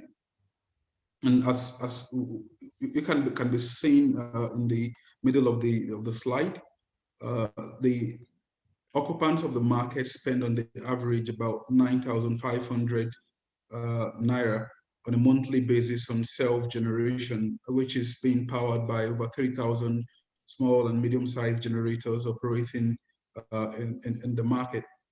And by for the Wuse market project, eventually it's going to be 1 megawatt project with 1.2 megawatt hours of high efficiency lithium storage to fully serve the full market. But at the moment, because it's the very first of this sort of project and relationship in the country, we started out with a pilot project to an extent de-risk the transactional flow and also validate the numbers by way of the technical and commercial assumptions prior to the deployment of the full scope of the project. Next slide, please.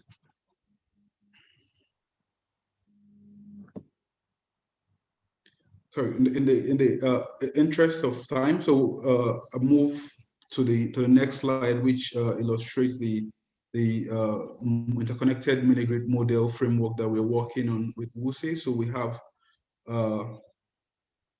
AEDC and the OEMs and like the project investors. Working includes a relationship with GVE, who is the project developer and the O&M operator for the market. And also with some injection from AEDC on an 11 kVA, through an 11 kVA network to jointly serve the over 2,000 shops in the 3 different distinct segments of the market. And also we received generous data support from the Rural Electrification Agency, who conducted detailed feasibility assessment of the market prior to the intervention. Next slide, please.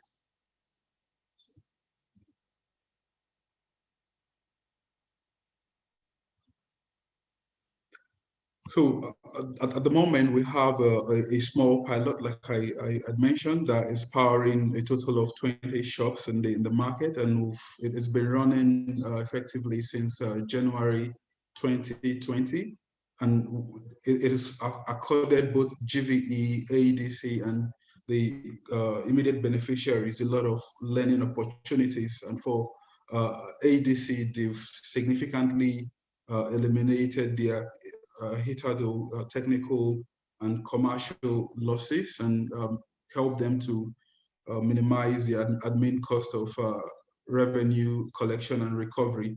And for GVE, significantly opened up a new business opportunity for the company by focusing now on also commercial clusters of that sort. And some of the major highlights of the projects, the market used to operate between 7 a.m. and 6 p.m., but with the reliability level of reliability they are seeing already from the pilot project, the market operators are hoping to extend their operating hours to as much as 9 p.m. And to support that drive, GVE have, as CSR, deployed strategically 50 street lighting points in the market to ensure that the ambience and security of the market is fully covered at night. And on the main pilot project, we have on the main post-pilot project, we have completed all the project development activity, gotten all the required licenses, environmental clearances, and concluded procurement, and the equipment for this are being shipped at the moment, and hopefully construction will be commencing pretty soon to ensure timely completion of the project. As can be seen on the slide are some of the pictorial view of the impact of the pilot project. Next slide, please. So this slide talks more about some of the wins of the on a performance basis on the lessons learned from the pilot project. 20 shops are currently being served by the project, and pre-deployment in 2019. ADC was getting consumption of only about 973 kilowatts, but post the implementation of the pilot, for just the 20 shops, that has increased to about 2,800 thereabout, which is a 191% increment, which goes to also portray the level of efficiency and productivity that distributed power players or distributed power initiatives can help drive in the electricity value chain. And also in terms of collection for AEDC prior to the project, they were receiving on an annual basis about, for 2019, about 31,000 Naira, but post-pilot, if you include the revenue that is accruing to them by way of dues, it comes to about 155,000 Naira, which is about 300% increment. Next slide, please.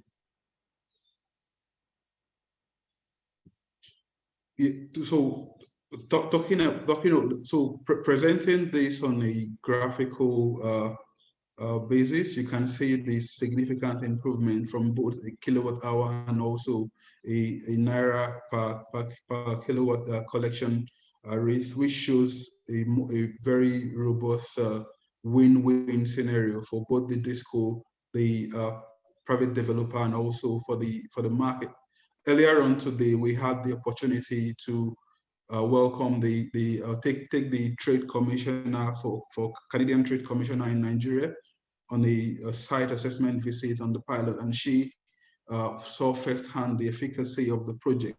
and had the opportunity also to interact with some of the beneficiaries of the project, and the level of value it has created for them, and how enthusiastic the other sections of the market are towards benefiting from the project as well.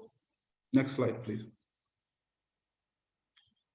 Well, I think I've talked about this. So some of the challenges that we faced being developing this project, being a first of its kind of project, we had some initial pushbacks from the market association because they didn't quite understand the value at the time. But through systematic and collaborative engagement, we were able to fully onboard them to actually sign up on the project. Then also we had some significant delays in securing the interconnected mini-grid license from NEC, which at the time was the first. So it also, aside the learnings from the private sector, it was also a significant learning for the regulator, NEC, because this was the very first interconnected mini-grid license that was issued by NEC. And I believe leveraging on the lessons that have been learned on this, it will make subsequent licenses, interconnected mini-grid licenses, a lot smoother to be issued. Then the supply chain constraints and disruptions caused by partly by COVID, and also the peculiar Nigerian scenario partly impacted on the project implementation cycle, and also the Forex volatility, which has seen Nigeria experience some significant level of exposure. And the interesting thing to note about this project is that the project is purely like private sector financed, which is very critical to show the level of opportunities that abound, and significant opportunities that abound in the sector to close the electricity deficit that we have as a country. Next slide, please.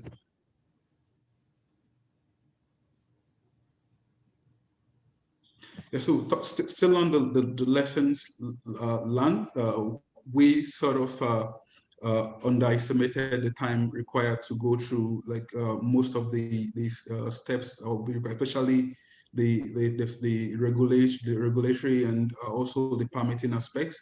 And also through the process, it reaffirmed GVE's knowledge that stakeholder engagement is critical to developing these type of projects as well.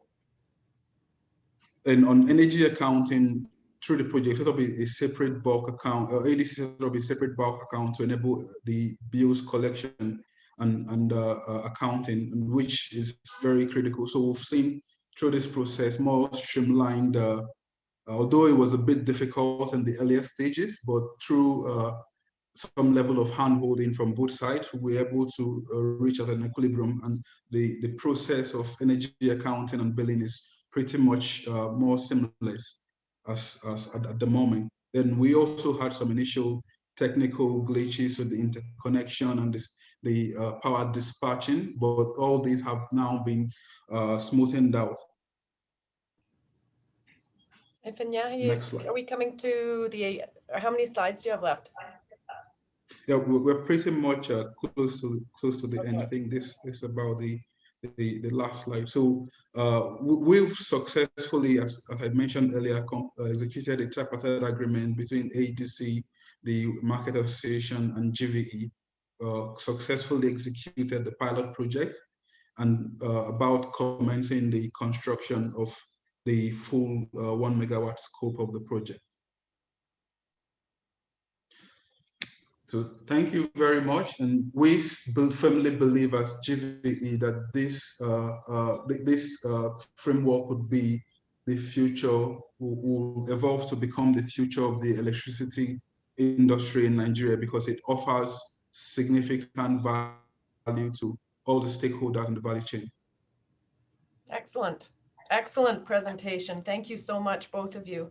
And now a tantalizing final presentation about investment successes and opportunities for investment from Ovolabi from All On. We'll get you sharing your screen, and then if we have any questions, we don't have many questions, but we'll open it up to questions, and whoever wants to stay, that'd be great, and we'll do what we can. Okay, see your presentation coming up. Excellent. Can you hear me? Yep. Okay.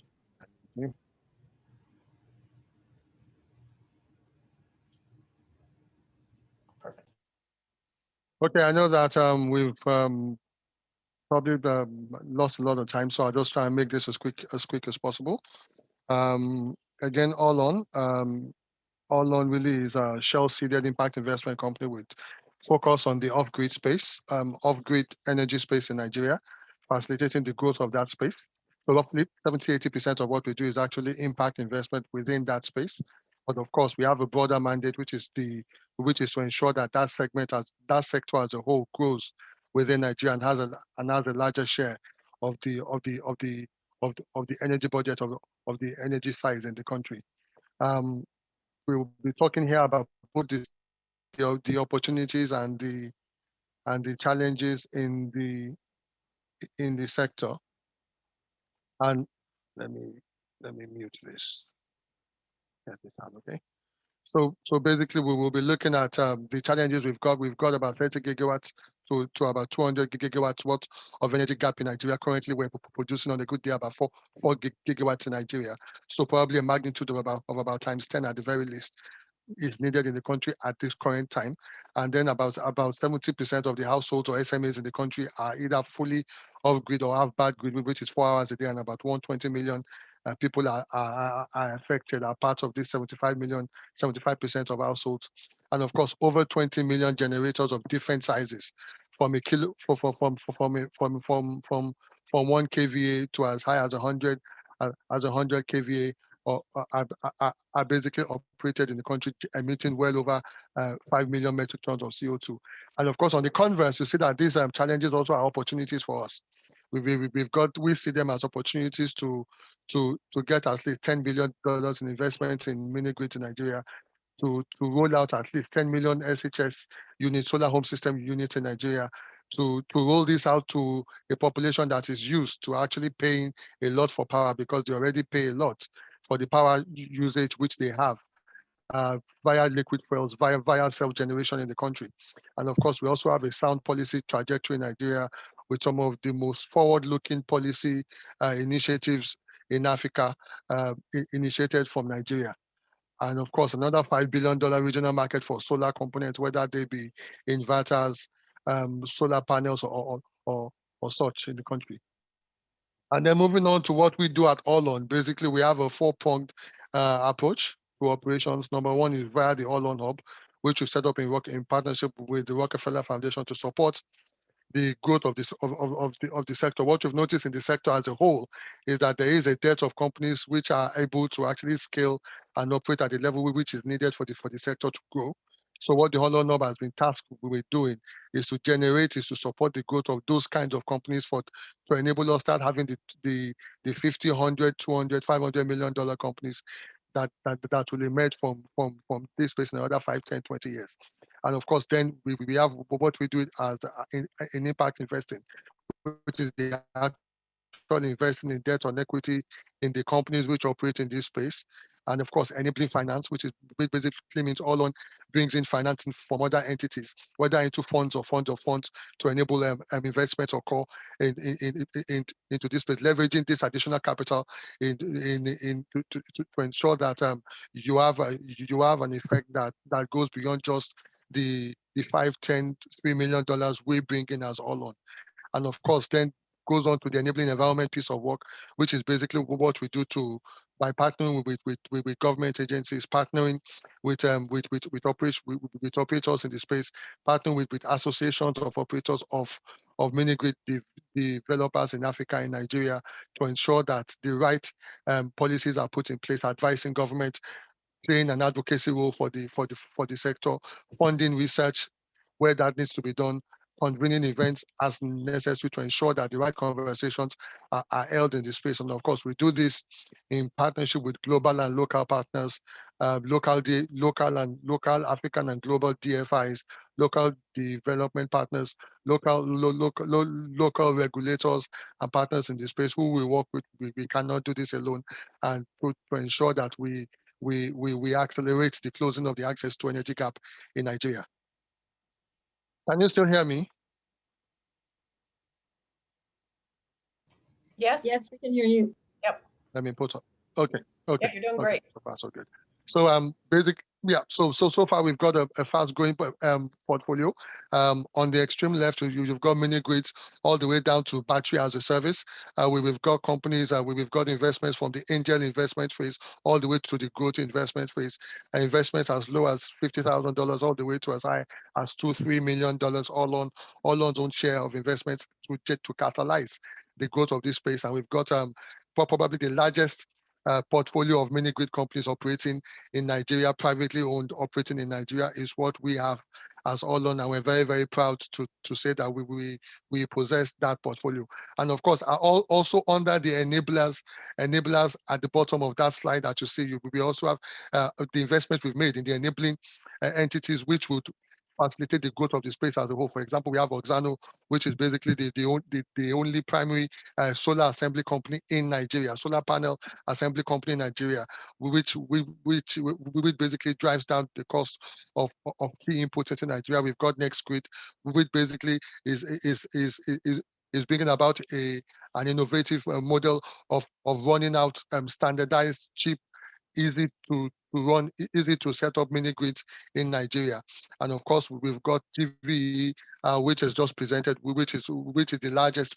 I don't know if Ifeanyi said that GVE is the largest mini grid operator in Nigeria, as the largest number of grids in its portfolio, and we're very proud of our investment in ANA association with that company.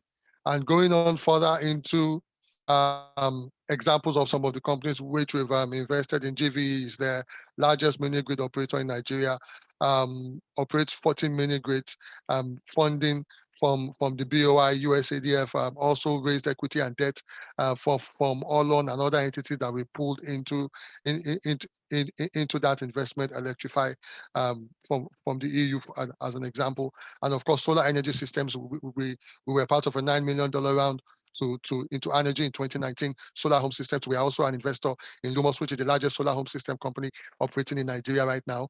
Over 120K connections from that company.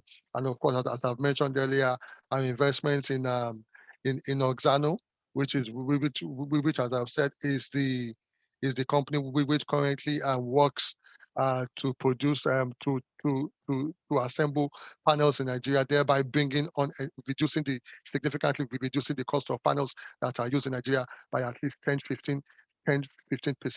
And of course, there are a lot of other things which are happening within the Nigerian space. Thank you very much. A lot of other things which are happening within the space in Nigeria, which I'm very happy to comment on. Number one is obviously policy. We have probably one of the most forward-looking policy environments. I think let me put off my video. I think it might be. Yes, one of the most forward-looking policy environments as far as off-grid energy space is concerned within Africa. We've got various African countries taking the cue and learning from our successes in this space.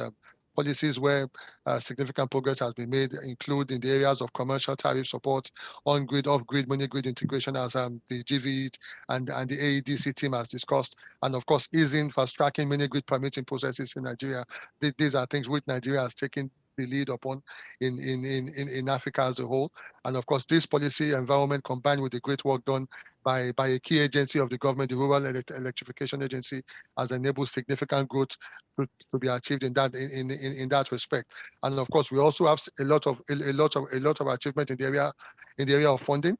Sources of funding for many of the grid and many of the off-grid companies in Nigeria have included funding from DFIs like the World Bank, whose National Electrification Program, in partnership with the REA, aims to support the development of solar hybrid mini grids, done under a market-based private sector-led approach to enable them have these mini grids, but supported by subsidies to reduce the initial capital outlays.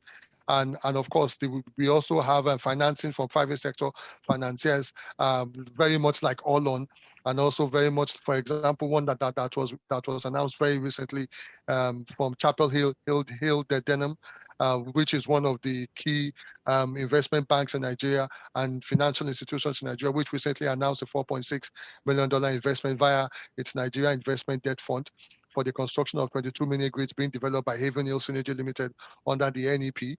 Of course, we also have financial support coming in from the government. Critical area will, of course, be the 5 million Niger Connections initiative being driven by the Central Bank of Nigeria. And this provides, this plugs a key gap because it provides much needed local currency financing to companies operating in this space, because a lot of the financing, many of them get from DFIs and from entities like Allon are really dollar-based financing. So this more or less de-risks them significantly, and of course facilitates both the impact and the commercial needs of those companies.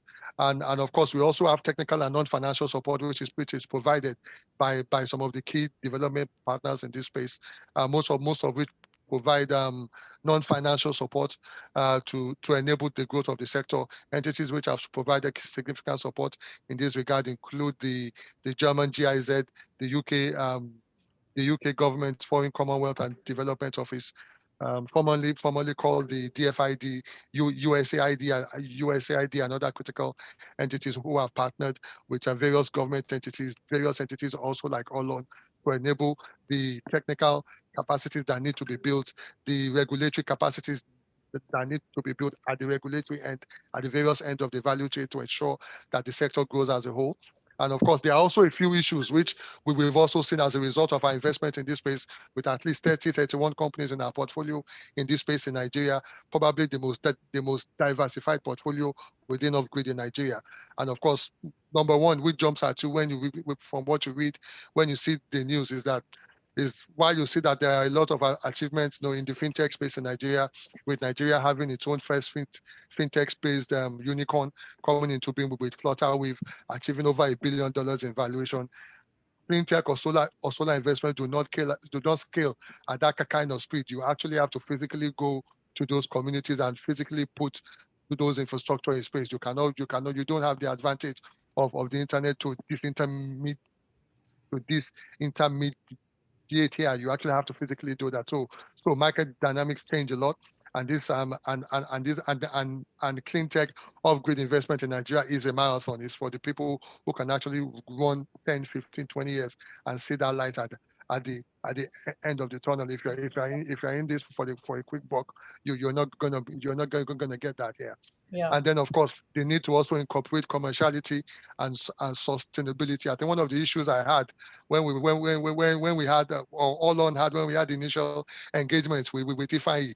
Ifeanyi is an engineer by training and always looks, I want to have the best mini grid, best uptime, best standards, meeting the global standards. And I have to tell him, guys, you need to have a fantastic blend between what is commercial, what is sustainable, what fits the needs of your market, and also building a grid, building a utility that is also commercially sound. So I think a lot of the players who have been in the space have been concentrating on, let me just build a grid that is standard, a grid that makes sense, and then leaving apart the commercial element. But I think in the last year and a half, we've been seeing a tilting towards blending both the need for commerciality and sustainability with the need to actually build a grid that works, a grid that tilts all the boxes, and you can write a paper on at your engineering summit, at your engineering meet. And of course, there's also the need to have standardization and aggregation in the space in Nigeria. We see that a lot of the players are actually doing things on their own, supplying on the engaging suppliers on their own. They don't have the benefits of economies of scale, and this is a key gap in the space, a key gap which I think in the next year or two is going to become very, very critical, and parties are going to have to sit down and say, what can we do as a sector as a whole to actually standardize, aggregate, and ensure that the economies of scale, the standardization that needs to be put in place to enable this sector grow as a whole are put in place. So I think think those are just my own I agree. And my I'm own thoughts. so sorry Thank you. to cut you off, Ofalabi. You've No problem. given a That's all. Thank you. phenomenal presentation, and I think we're kind of starting to see people dropping off. And we I'm have done. fit in a whole conference in kind of a 2.5-hour period. So we will circle back and make sure. Let us know if you'd like us to be doing any introductions. And I don't think we have time for questions, but please contact us. And thank you so much. This was a phenomenal session with incredible contributors. So we will circle back. We have another event on Thursday, and I think we look forward to talking to everyone again.